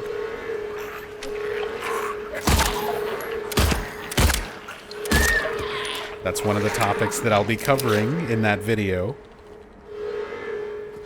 So, yeah, those of you who saw my preview of the Silent Hill 1 iceberg, I did it a couple weeks back, which is still up on my Nub Zombie Archives YouTube, if you would like to go and watch that. The first 20 minutes of the iceberg.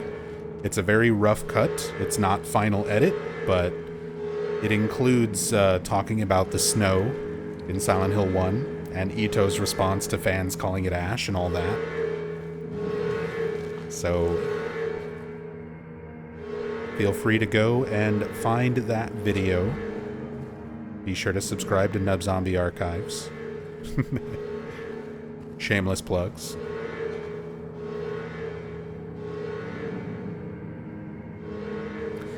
Execution DR88 report. Prisoner E662, age 23, male, method electrocution. Witnesses 0. Note to medical staff. During last night's execution, the prisoner, assumed to have been disabled, simply stood up and approached the chair without any assistance. So this is our wheelchair in the execution room. From now on, take utmost care when reviewing the prisoner's medical history. Guards need to be made aware how capable the prisoners are in order to avoid any incidents.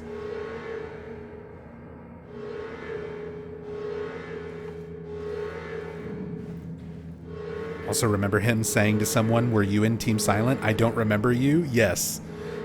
Yes, he did. That's one of the tweets I have actually got a screenshot of in my iceberg video. We've got another clock with 10 past 9. Same recurring time on the clocks that we've seen all throughout the game up to this point. That was the original clock puzzle solution from Woodside Apartments in the original Silent Hill 2. It didn't have much significance outside of that one puzzle, but they really emphasize it a lot in the remake.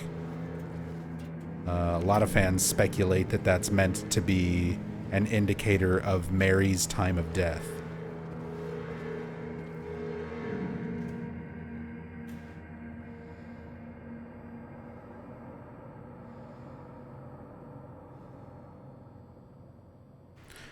Did we ever figure out the cause of his "I wish I hadn't designed fucking Pyramid Head" tweet?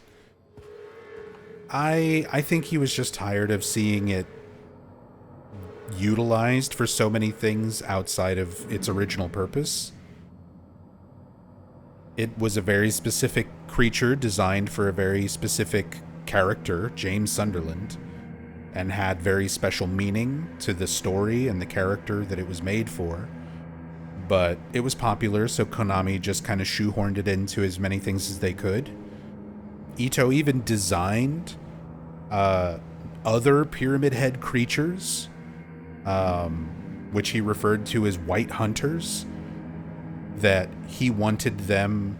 he would rather Konami use those similar Pyramid Head creatures, those white hunters, instead of Pyramid Head, so that they could still have something iconic without using his actual red pyramid thing outside of its intended purpose.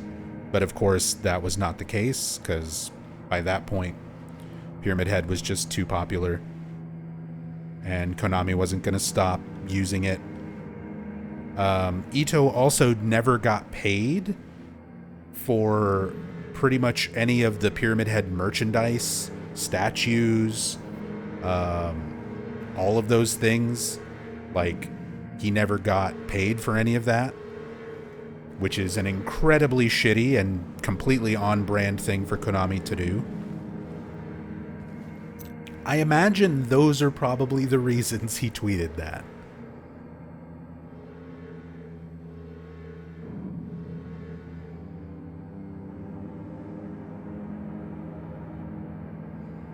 Even now with the Sakura head and the new Pyramid Head statue, he got paid as like a consultancy fee over the newest ones. Like the Sakura head statue and the newest Pyramid Head statue. But like none of the other ones before that. He never saw a dime. And honestly, he probably got underpaid for whatever they gave him for the new ones.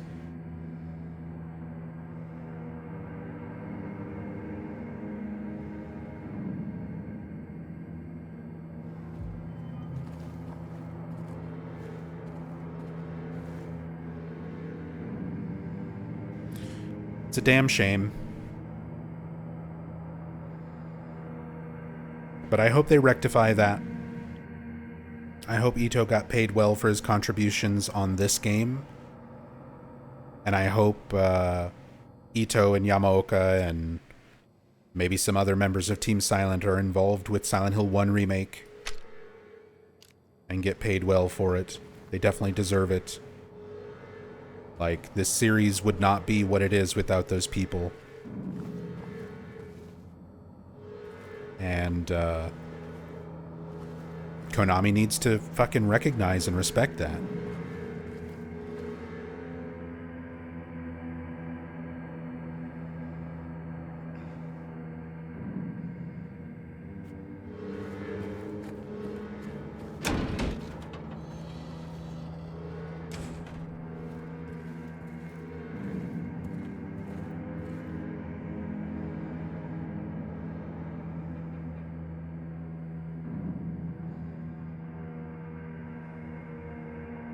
Well, gives us some context as far as prison layout, where we are. There's Eddie's victim. So that's the cafeteria right there, through this wall.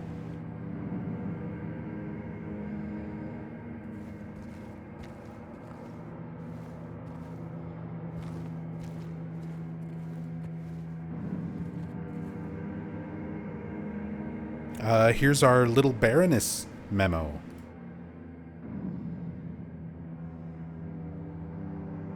This was something that was in the original Silent Hill 2 as well.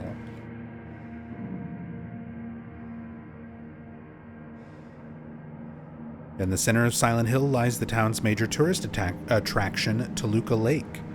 But there's a darker side to this scenic and beautiful reservoir. What may seem a bread and butter local ghost story you've heard time and time again, in this case rings surprisingly true. One fateful fog-bound November day in 1918, a tourist cruiser called Little Baroness has set sail, never to dock again. Newspaper articles reporting the event contain no details of the ship's disappearance. Despite an extensive police search, neither a single fragment of the ship nor the remains of the passengers or the crew have ever been recovered. But in 1939, an even more bizarre incident has taken place. Then you can see there's several pages ripped out of this book. Many corpses rest at the bottom of this lake. Their bony hands stretch out towards the boats that pass overhead. Perhaps they reach for their comrades.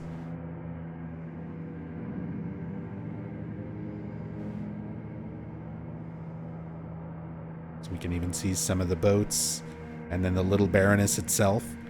So this is a slightly different written, but very similar to the way that it's found in the original Silent Hill 2 memo regarding the little Baroness. And then Silent Hill, the arcade game, and an on-rails shooter that only released in arcades, took this story of the little Baroness and expanded it into like its whole own kind of story.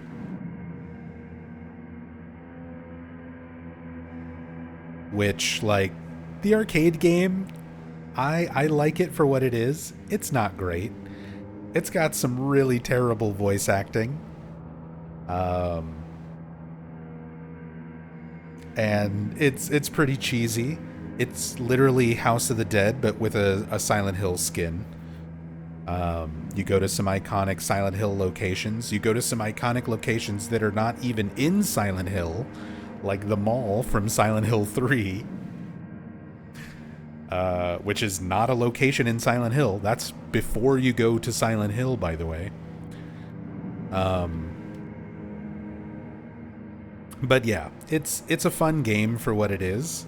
And the fact that they expanded on like the little Baroness lore, I gotta give them some credit for that. It was definitely interesting.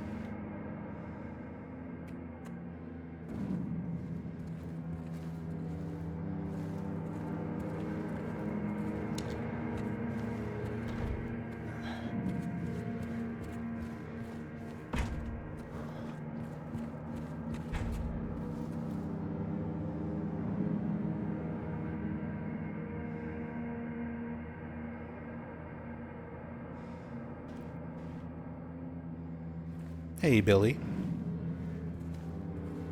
Dorito spaghetti for everyone. Appreciate ya. Good to see you, Billy. Hope you're doing well.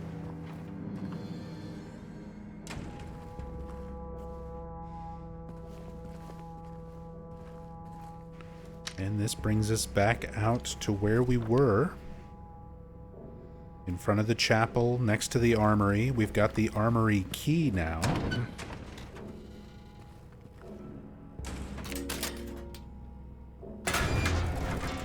So we can claim the rifle.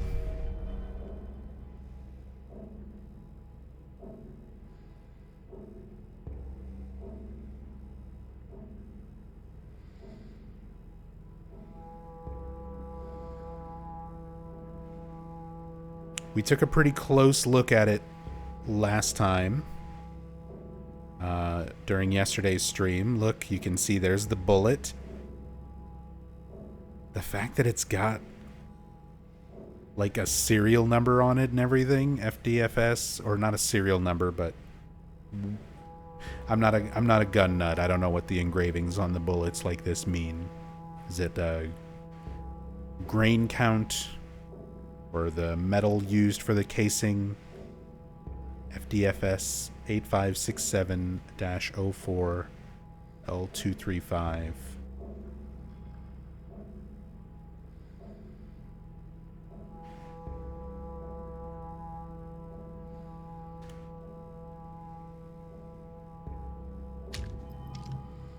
Collect the hunting rifle. Okay, so this is something that I wanted to check. You don't start with a bullet in it. I thought maybe you would start with one bullet in the rifle when we were examining it yesterday. But it looks like it had 0 until I actually load some of the ammo that I've already picked up.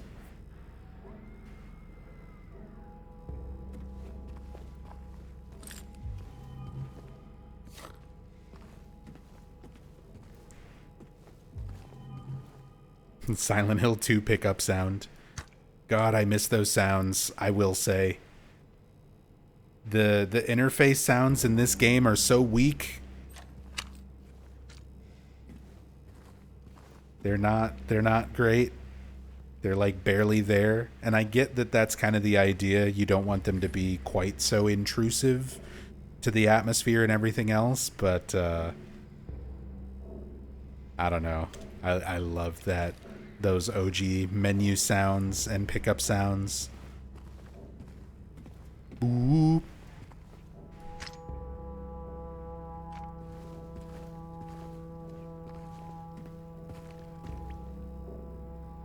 Just so iconic.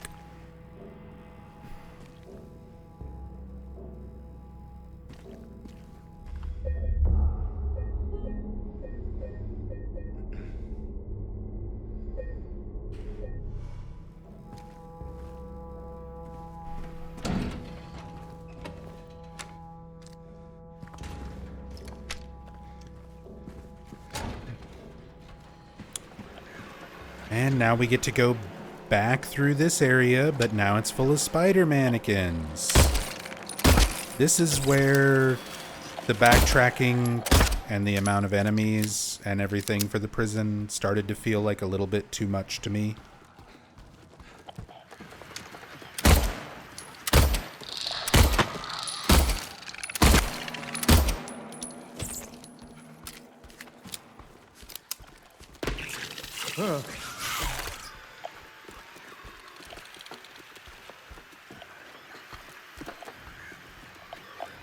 Spoders on the walls. Love his noises, yeah.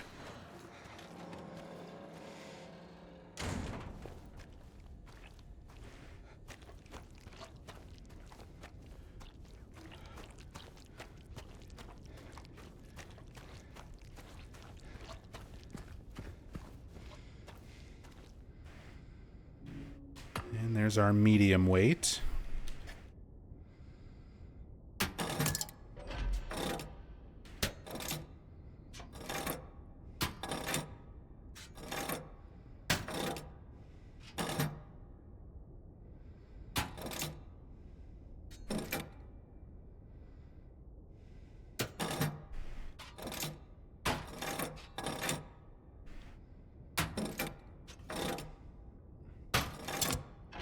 There we go.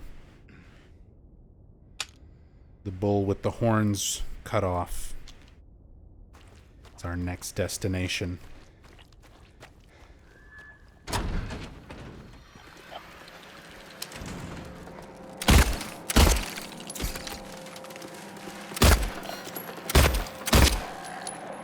Oh. Pinned it to the wall with that shot.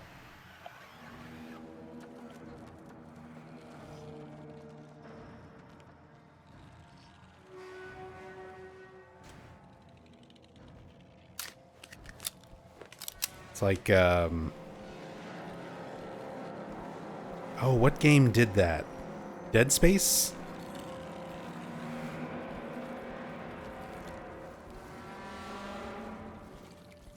Where you could, spear enemies with things.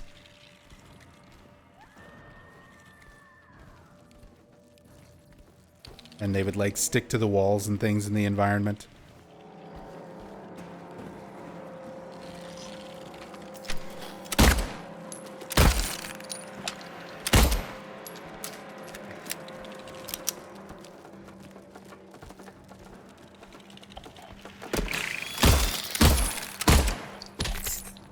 Plop.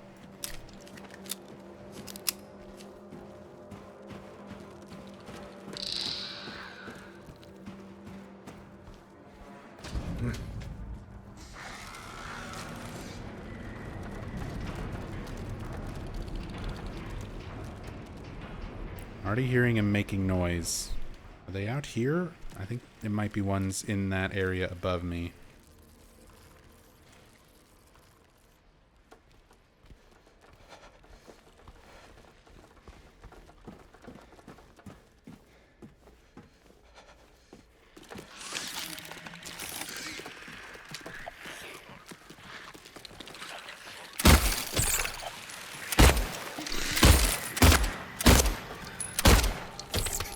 Just the little limb peeking out from up there.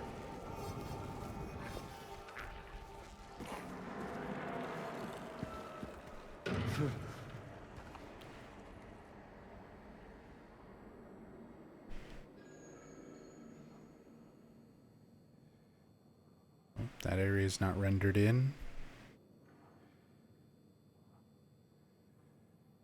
Do we normally get access to this part of the prison? You do at some point, right? Yeah. Oh, yeah. Okay. We'll do that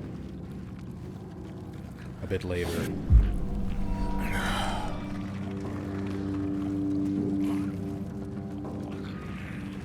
I was thrown off by those, like, staircases leading into unrendered area.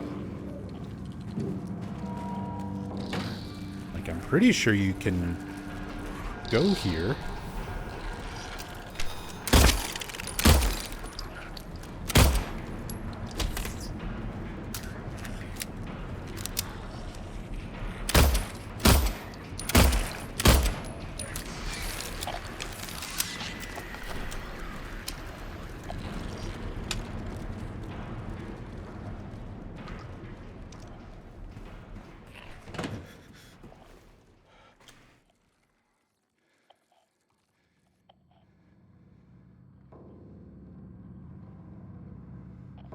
Saw someone walking around past lights out. Again.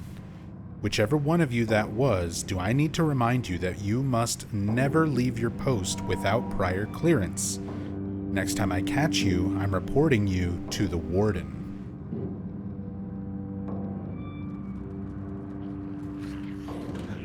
So obviously written by a head guard, or possibly the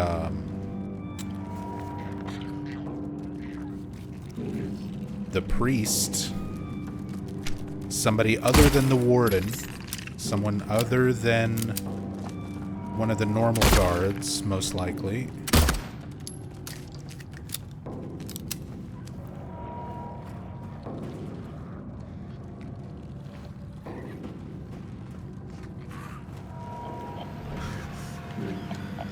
The warden from Minecraft? Sorry, Oleander, I don't get that reference.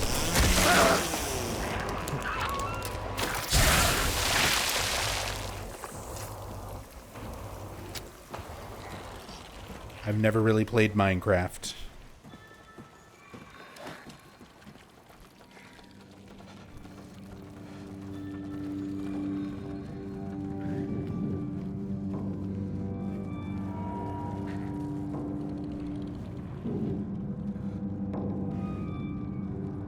It is bad to take when they own. They said they own. When one does own, the other can't take, but I cannot own? Should the warden take? No, he shouldn't own again. I will take. I will own.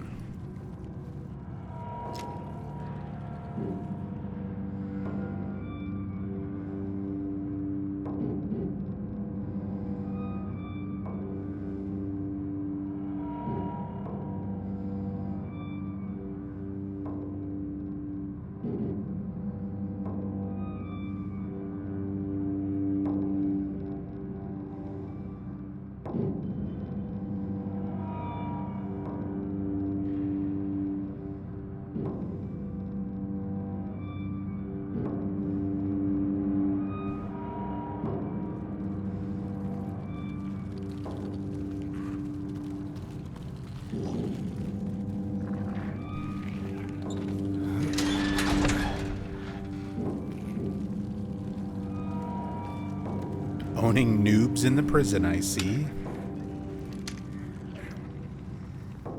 That's exactly what that was a memo referencing.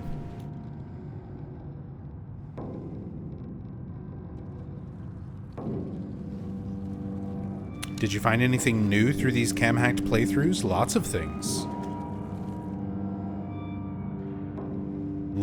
Things that were new to me, things that I didn't see anybody else posting about online.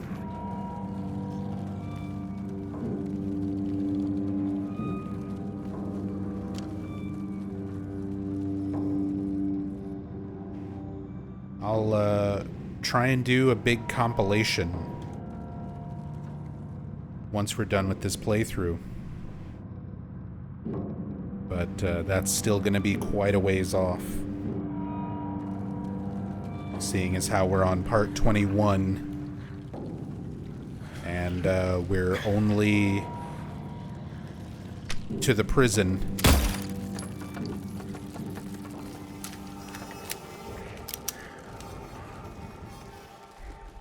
We still have the rest of prison, the labyrinth, Eddie, the boat launch, and the hotel. So, you know, I'm sure we'll have it covered in the next, like, 12 to 15 episodes. And then however much time it takes me to go back through all of that footage and compile everything into one video.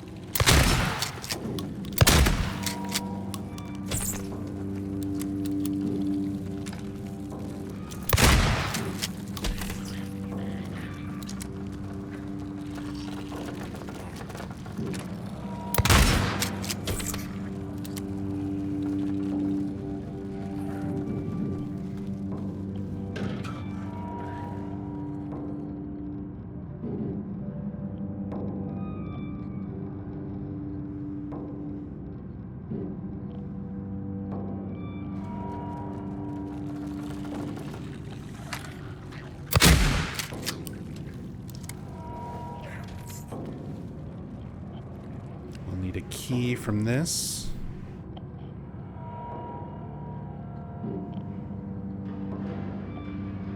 Can't wait for Nub's Silent Hill 1 Iceberg video to be 8 hours long.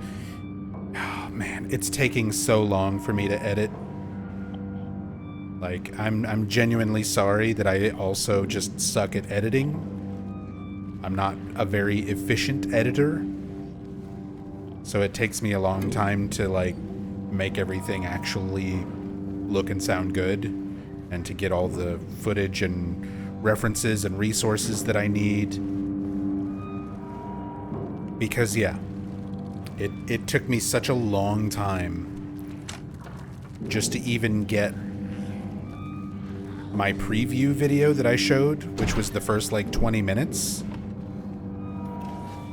And that 20 minutes was maybe like a third of level 1 of the iceberg out of 6 levels. And the later levels, there's a lot of stuff that goes into much longer explanations with a lot more stuff. So it's just like, it's gonna be a long video, and it takes me a long time to like edit everything and have it be good quality. So I'm doing what I can. Yep, we picked up a key. We got the fancy finger.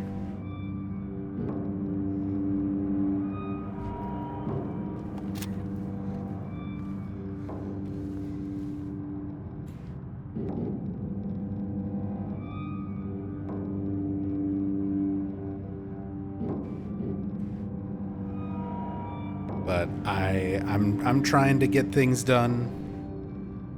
I'm trying to make time to edit and make progress on everything as often as possible.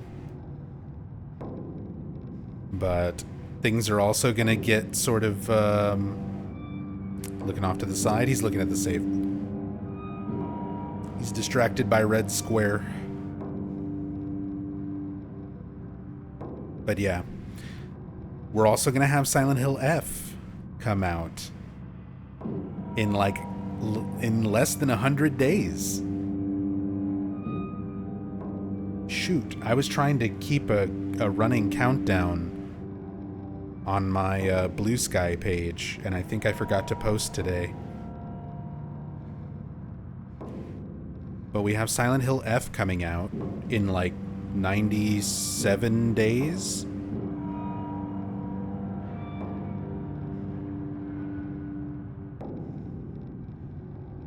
So that's going to take up a lot of my time.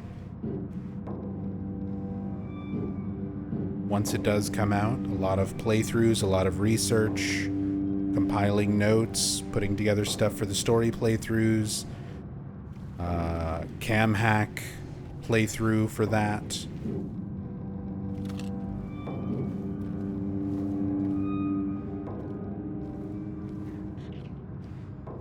So that's F is gonna eat up a lot of my time and focus. And it'll be here before we know it.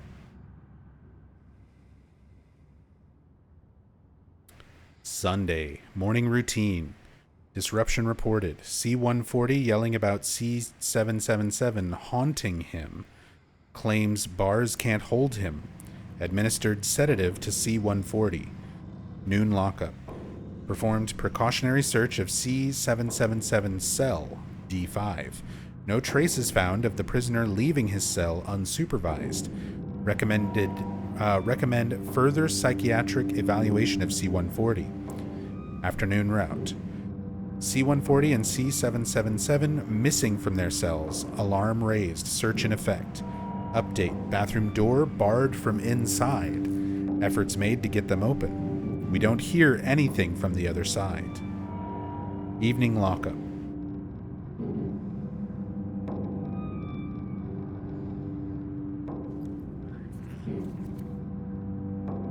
We actually already looked at that barred bathroom door, kind of clipped through it a little bit. Prisoners talking about being haunted by other prisoners, not being held within their cells. Could be a lot of things being referenced there.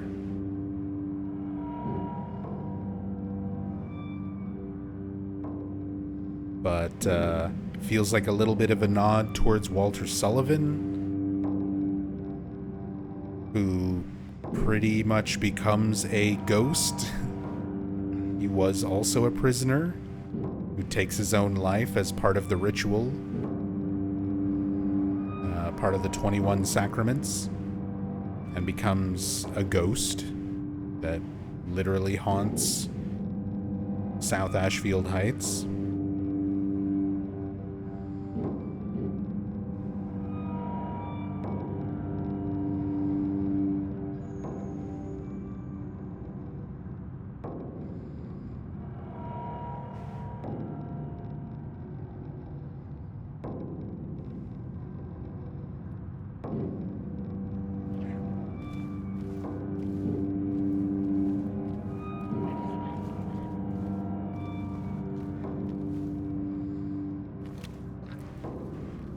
Other than a blank clipboard, nothing actually on it. Not too much, like, hiding around in this room.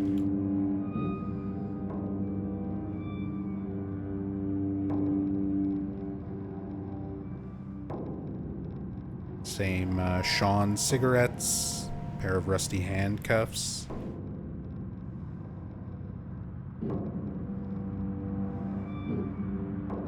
Always like just looking at the memos and things themselves.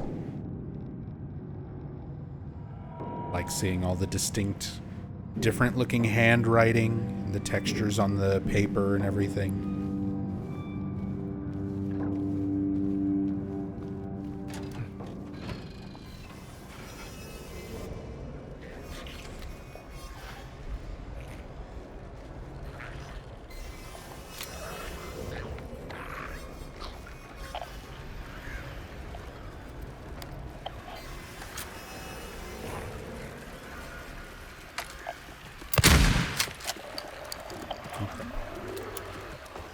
Waste that then. Oh, we can open this up.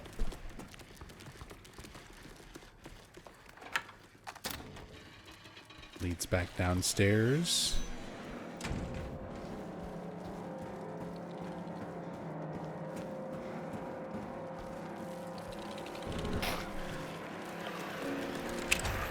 Open up D block. I want to finish looking around here as well.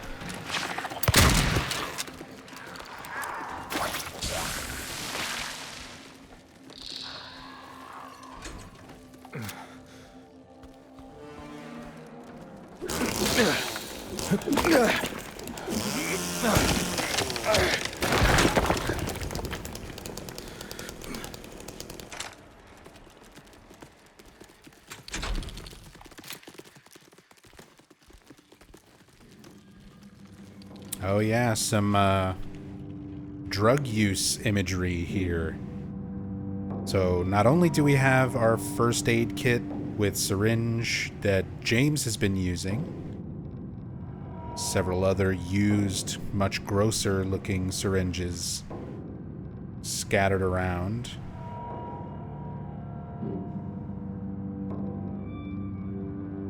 Cigarette butts. Stuff like that over here in the corner. But then on the metal tray, we have a syringe. We have a lighter. The lighter was also part of the original Silent Hill 2 puzzle used to melt the wax doll.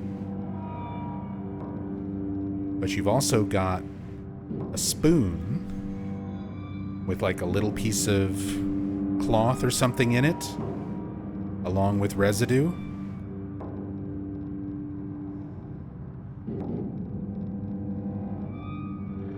So usually when drug users are injecting themselves with substances, you could be heating it up with the lighter on the spoon and having like a little piece of cotton to filter through.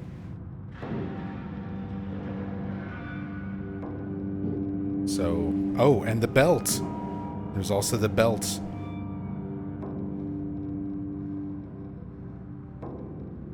That you would essentially use kind of similar to like a tourniquet to tie off your arm or whatever limb you're injecting into.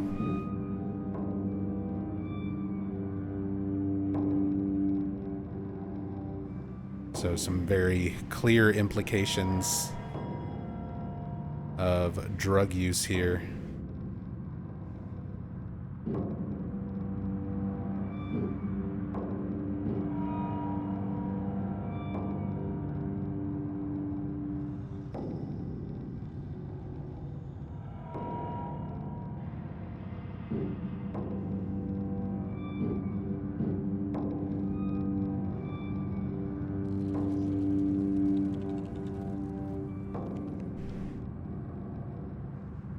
Also some bottles stashed into the toilet.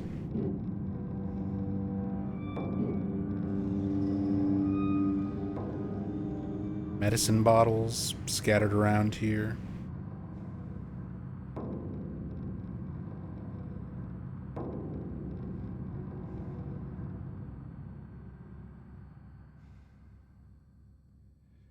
Newspaper.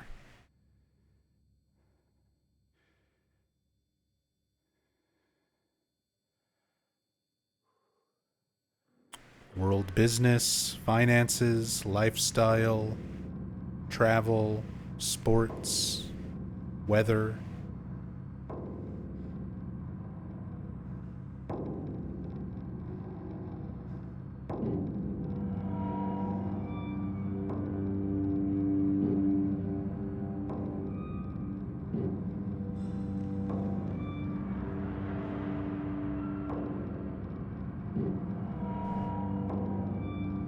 More bottles in the sink.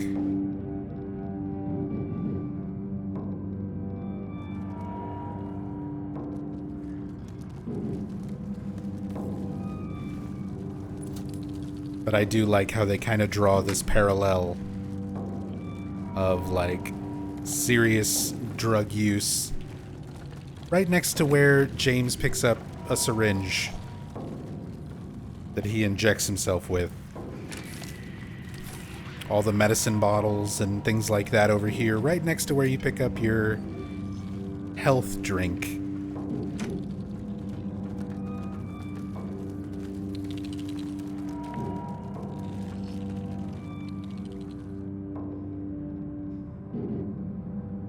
Just, I think, to kind of draw an interesting comparison. Again, this is the type of thing that I don't think is meant to be taken literally at face value. The way a lot of fans would see something like this and immediately jump into some theories. James is just injecting himself with heroin the whole time. I don't think it's meant to be that. I just think it's meant to draw an interesting comparison.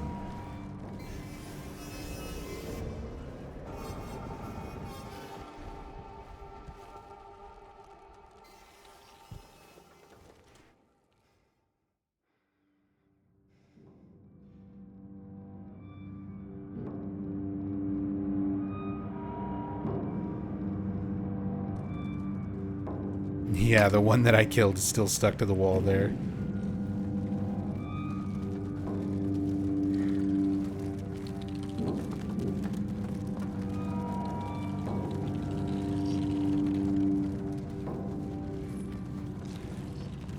Hey, Nidar. On the texture, it's written to be insulin, actually.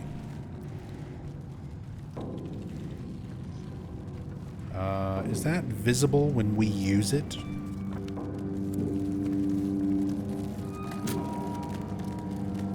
Oh, I'm at full health. I can't use one.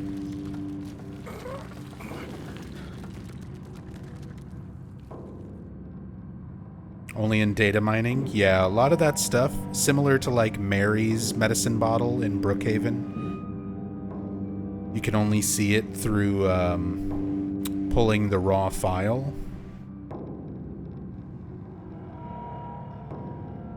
Yeah, because seeing the in-game asset like this, we don't get the full label.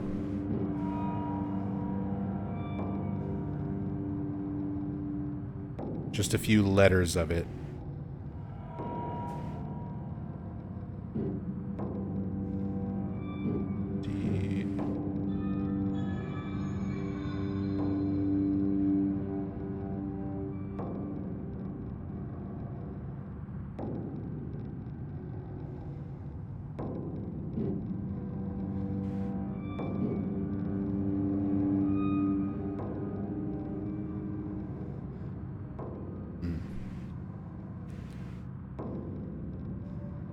Ooh, flickery.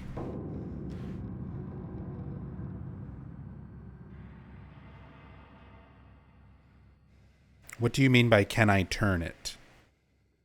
Like, you can see the lot number and the letters and numbers there, so like the label is right side up.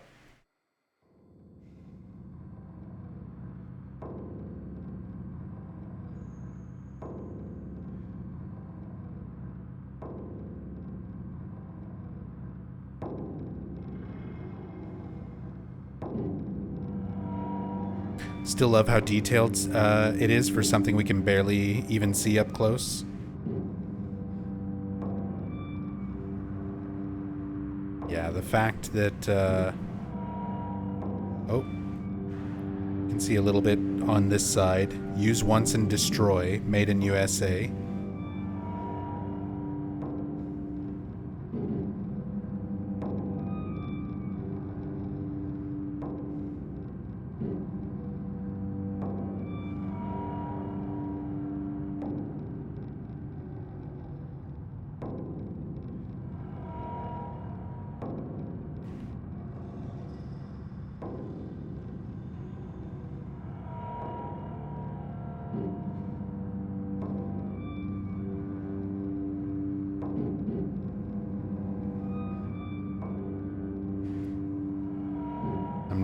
Googling types of insulin. Novo Rapid, Glulicine, Lispro, Humalog, Aphidra.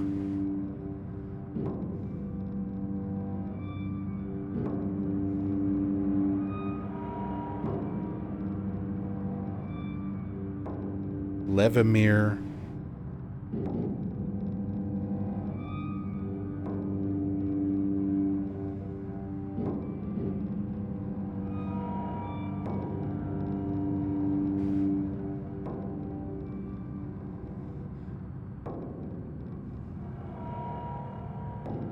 What's the name of the data miner guy again? You mentioned him recently too. Ashman? Rachel Ashman? Not Dust Golem. Golem is not a data miner. He's a leaker.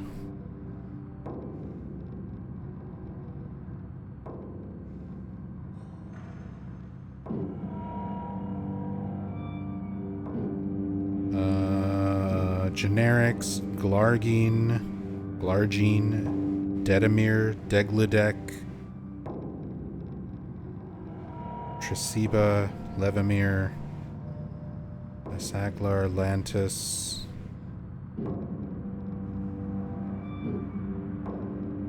Novolog, Fiasp, Humalog, Admalog, Adpura.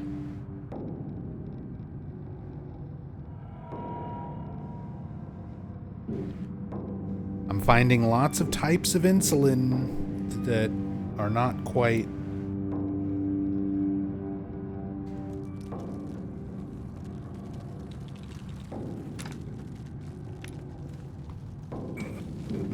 lining up with the few letters that we can read on the label.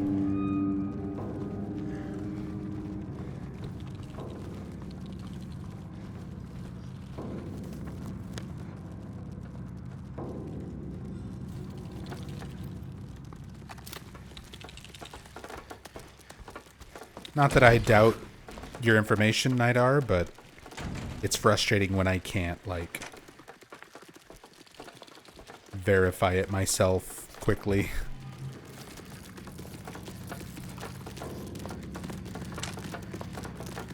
And you just wiggle around out there, that's fine.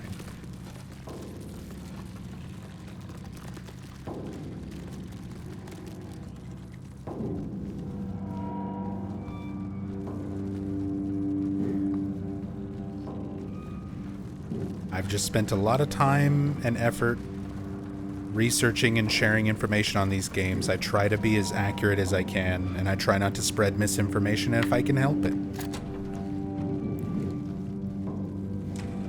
It's a little something called integrity.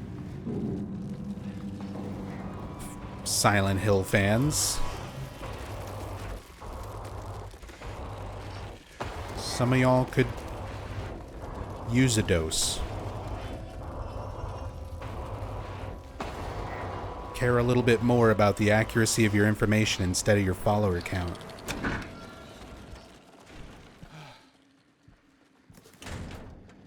Ooh, the Shiv.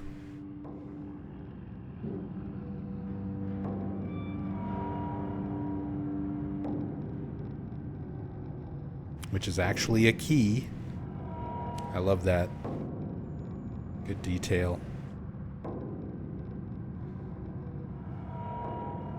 Hidden in the first aid kit as well. Behind the padding in the solitary confinement room.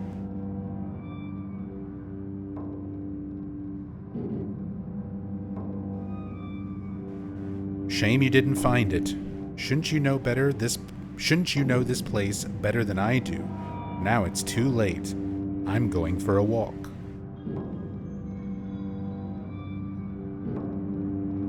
Prisoner who, like, had the room searched. They didn't find it.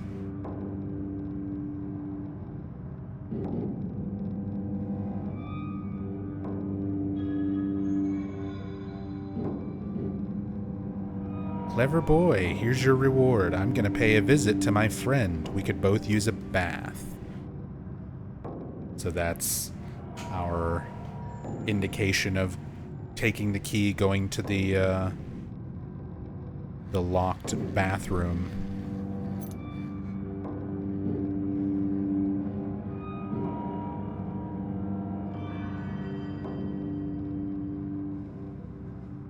Oh, because the Shiv key is more Shiv than key. James does not fancy finger.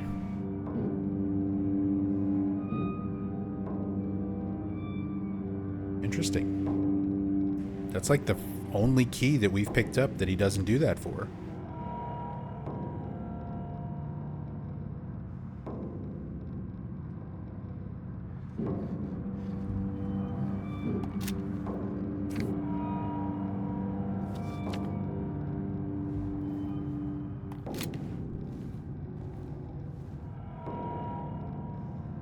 Oh, you found it, Nidar?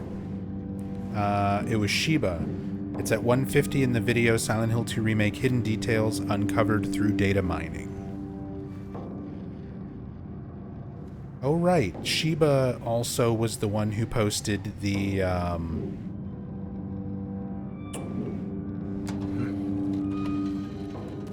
Morse code TV messages.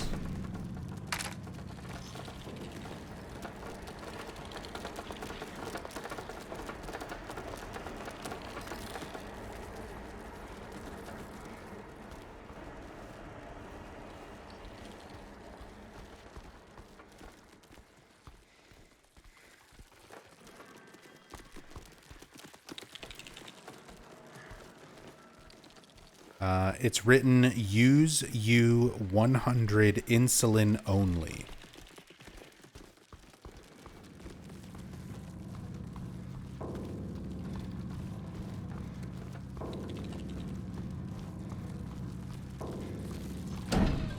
And that's for sure the same texture used in-game. It's not like an unused texture. So is it something that's only in the game files?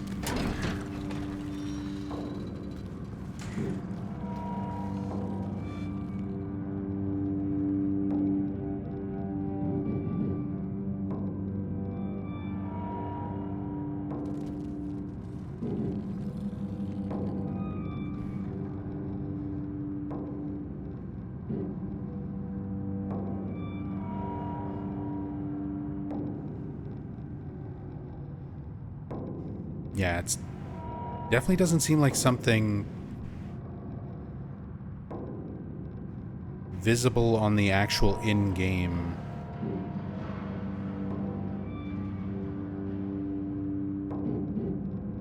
Oh, wait. It is. It's right there. Dude, how did I not get this view of it when we were looking at it before? Use U-100 insulin only. It manifested because you mentioned it. Just goes to show, even trying to be as thorough as I can,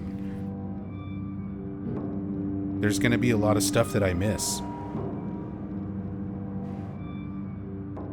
Thank you, Nidar.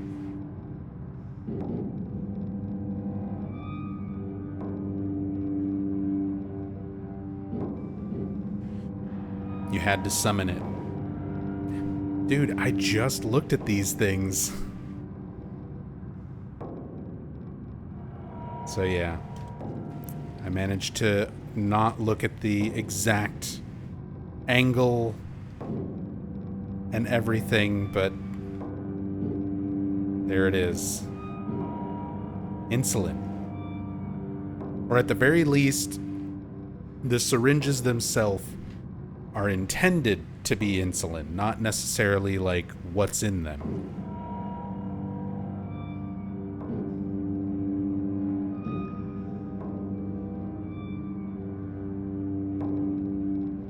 Need to take a closer look at everything now.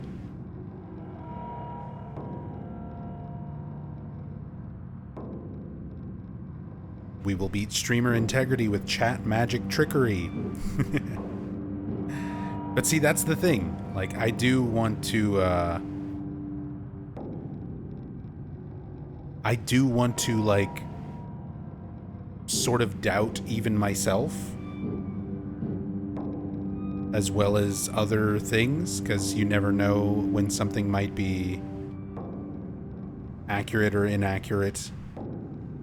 That's why I try to, like, verify as much of this as possible.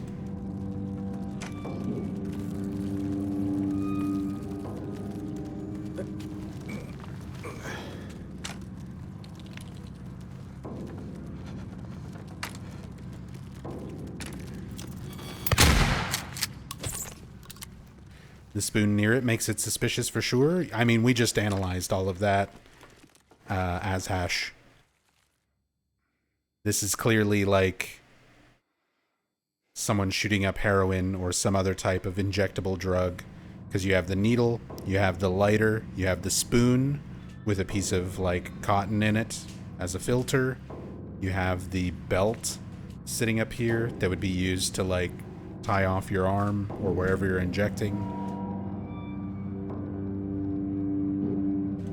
Definitely the imagery they're going for. No doubting that.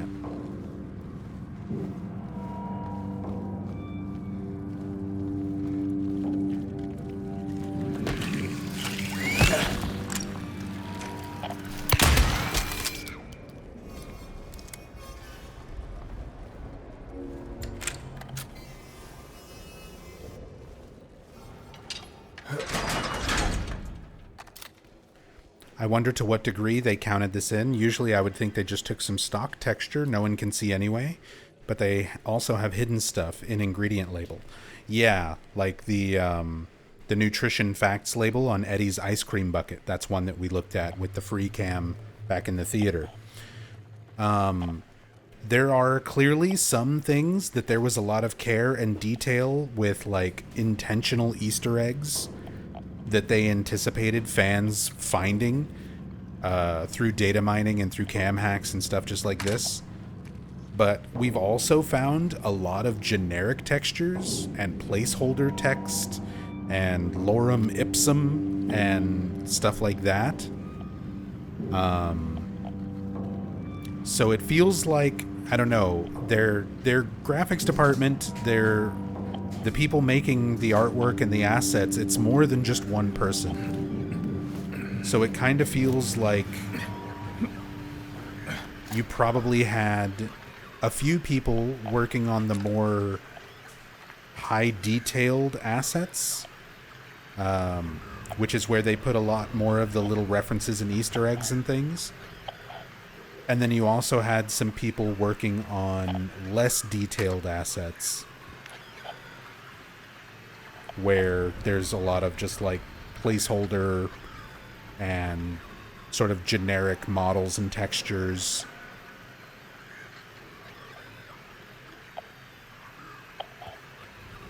So it's definitely kind of a mix of things.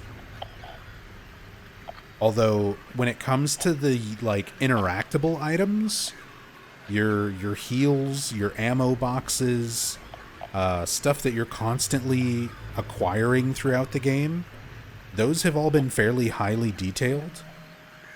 So I can't help but feel that those are intentional for them to be like what they are.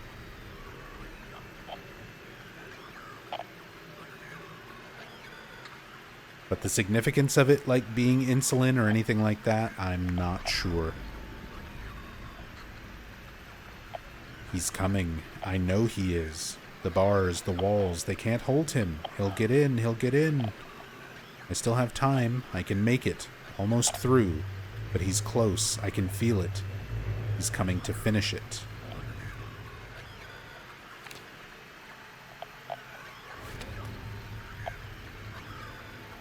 Let him come.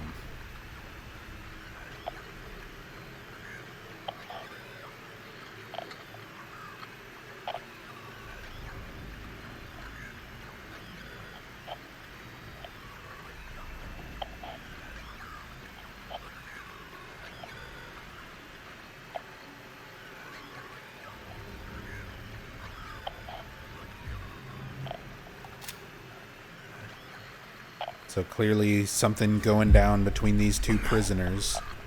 The one who said they felt like they were being haunted by the other one.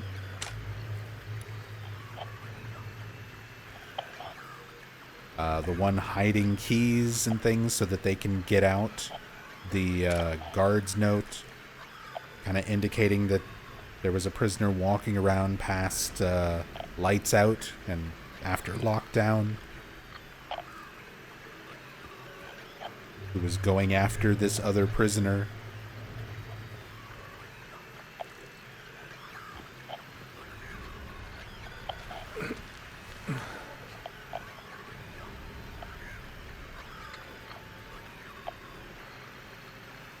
And then this note kind of describing how they were trying to get away.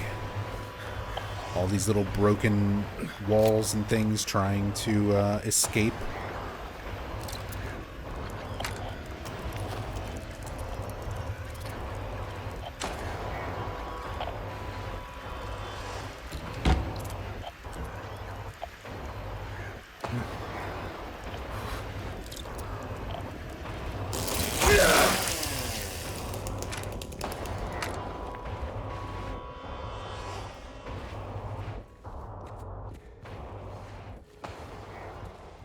Here we are on the other side of that barricaded door we were looking at earlier. Even ripped out the water fountain and put it up against the door. The sink, shelves, benches.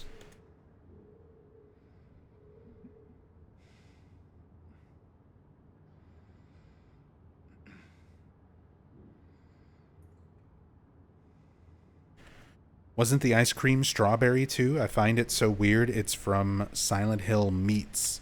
It was from Silent Hill Farms. Farms do more than just meat.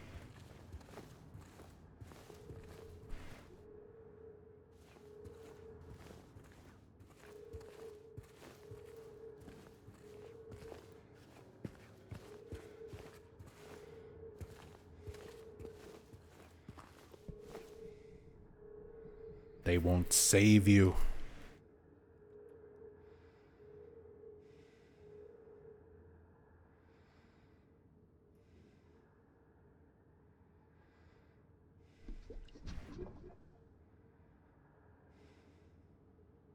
Mr. Shy Potato Guy has meat on the brain confirmed.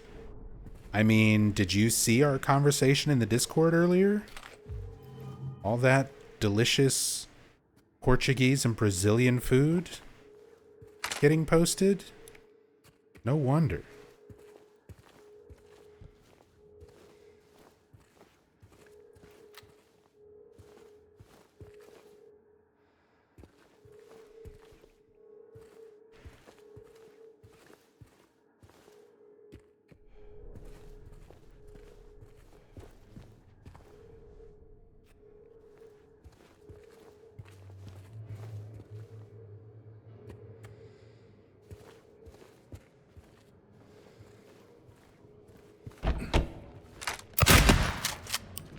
Sorry.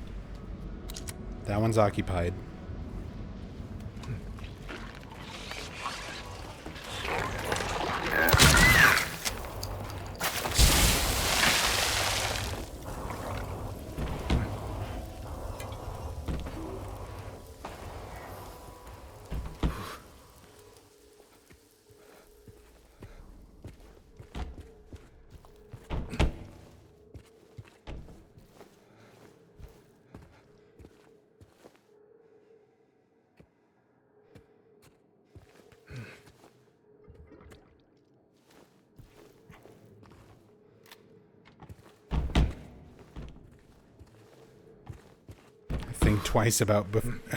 Think twice before going to a bathroom in Silent Hill now. I mean, you should always think twice about that. Bathrooms are kind of a notorious spot in Silent Hill games for many reasons.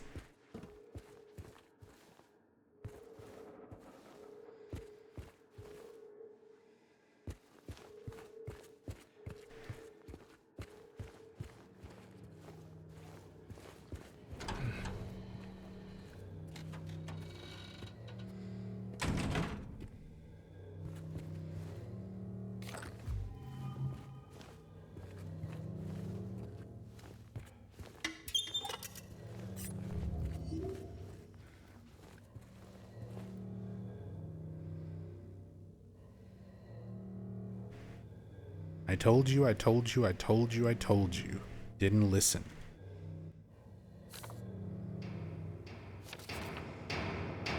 He's here.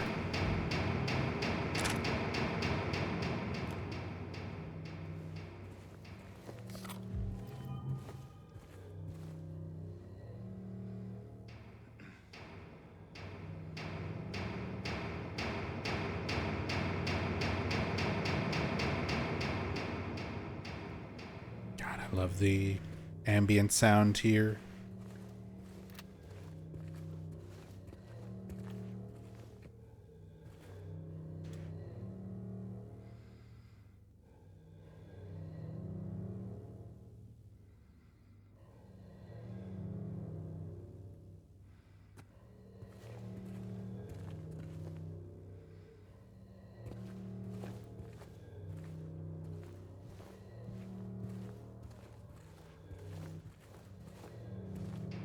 Wonder if it would have attacked you if you hadn't gone to that bathroom.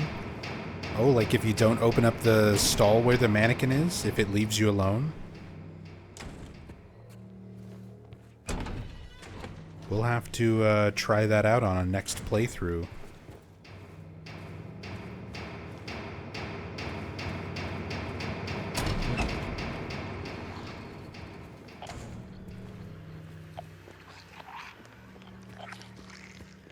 Yeah, these nurses will definitely not get up. All these dead monsters in an area that we haven't even been in yet certainly won't get up.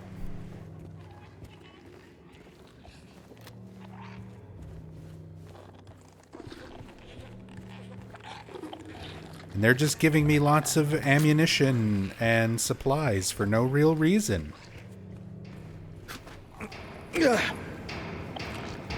Not indicating anything, you know, that's going to happen. And this is like so blatantly telegraphed. It's a little silly.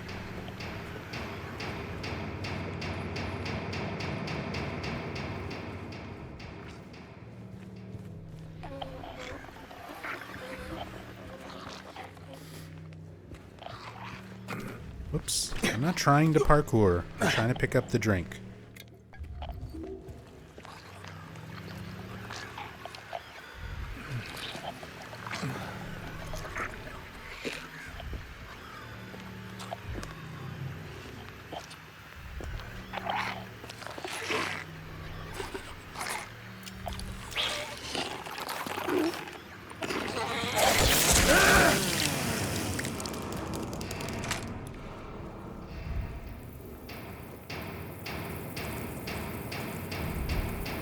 And then we get the bugs.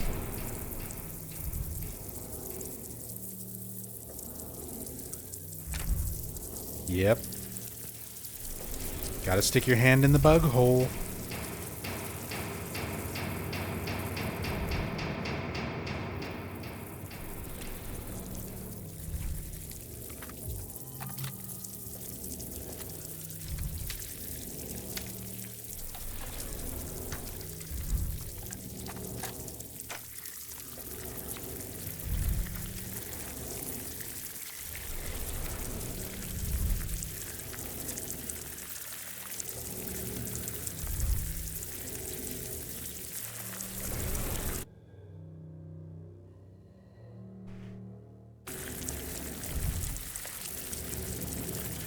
Very slow-moving fan, just sort of rocking back and forth.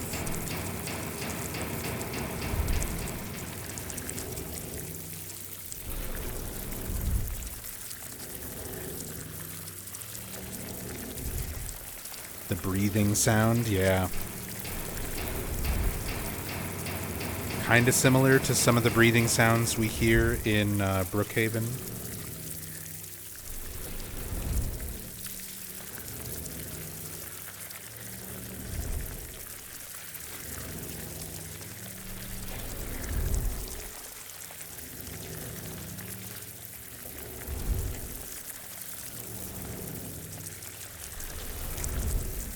Wait, breathing sound? Like, as part of the ambient sound here? It's like a very low whoosh. That? Right there?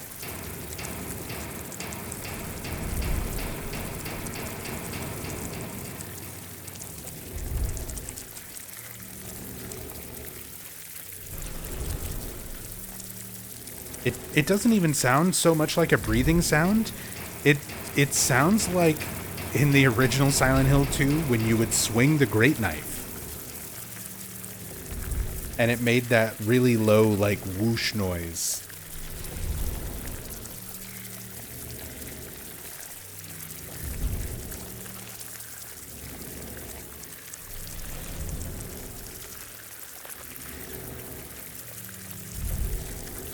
Sounds to me like a very slow heartbeat. I don't know. To me, even when slowed down, heartbeats have that distinctive, like, double pulse.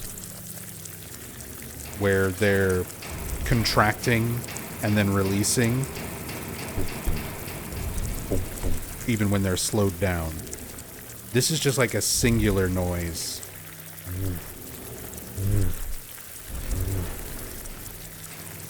Which is a little closer to like a breath or swinging a great knife.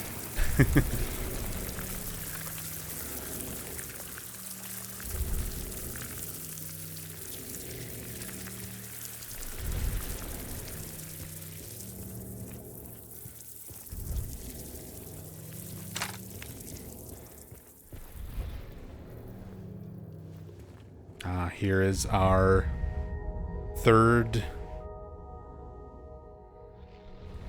tablet.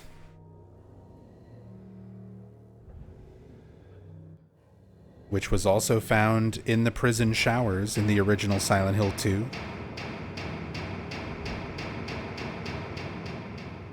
The Tablet of the Seductress. One of those things that I have sort of shifted my opinion on. That's one of those, you can interpret these in like the Tablet of the Gluttonous Pig being in the cafeteria right after you meet Eddie.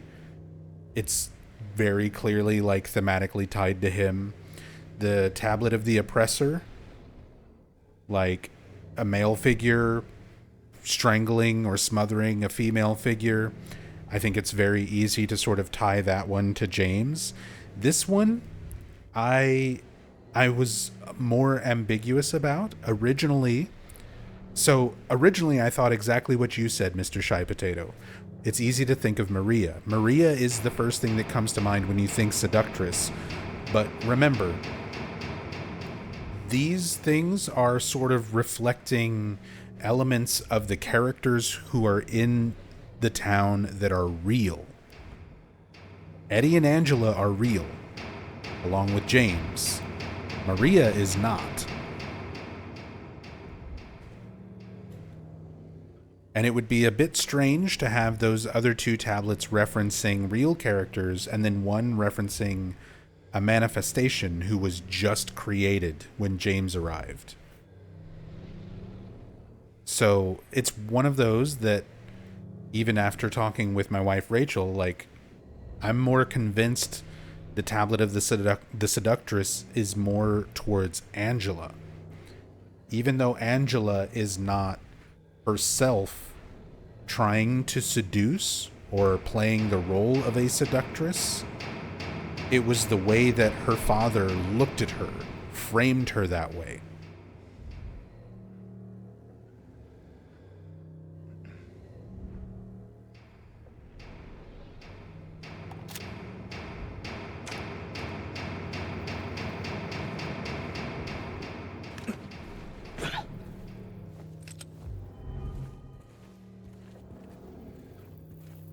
Exactly, Oleander. Angela was blamed for her victimhood, which is a very common thing in sexual abuse, especially when it's incestuous. But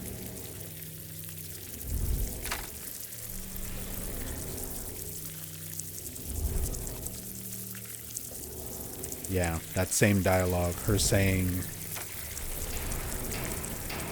"Even Mama said it. I deserved what happened."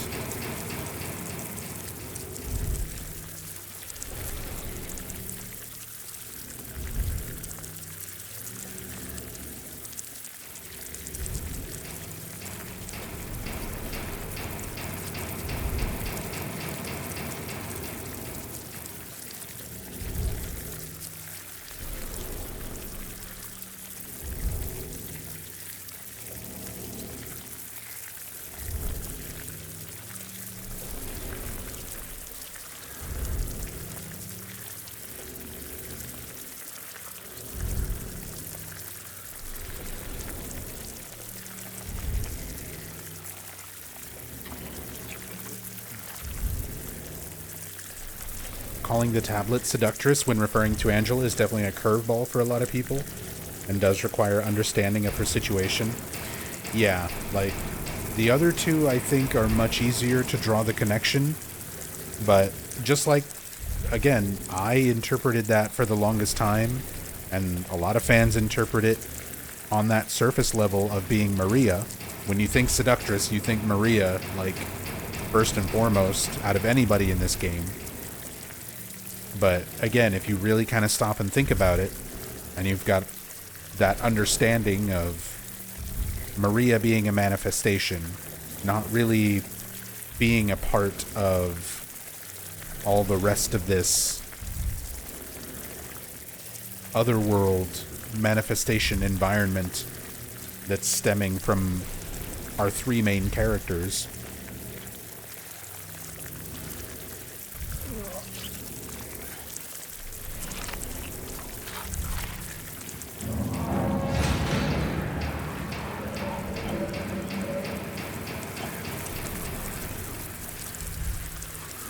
There's our heavyweight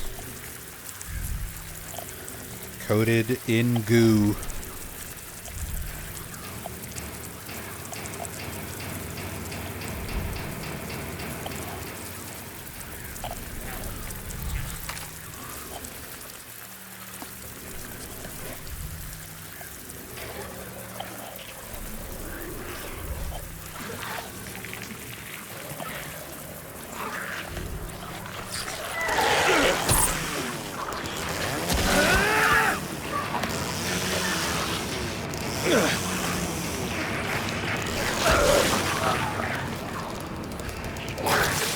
Time to go full Evil Dead.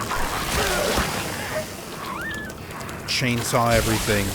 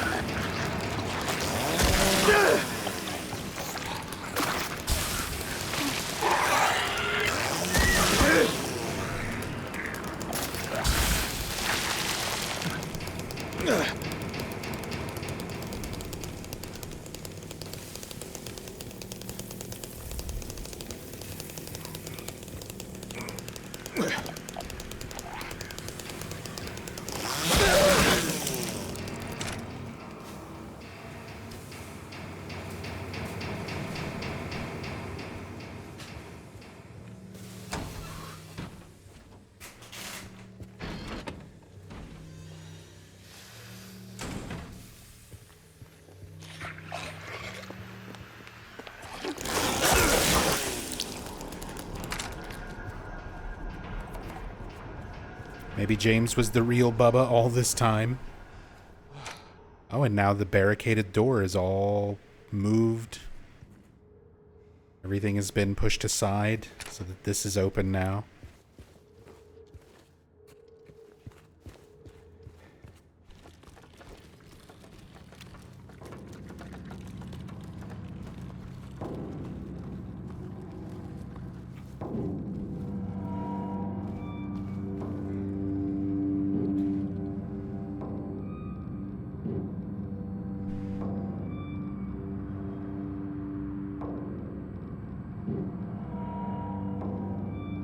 One particular book in this drawer. No title or anything on it.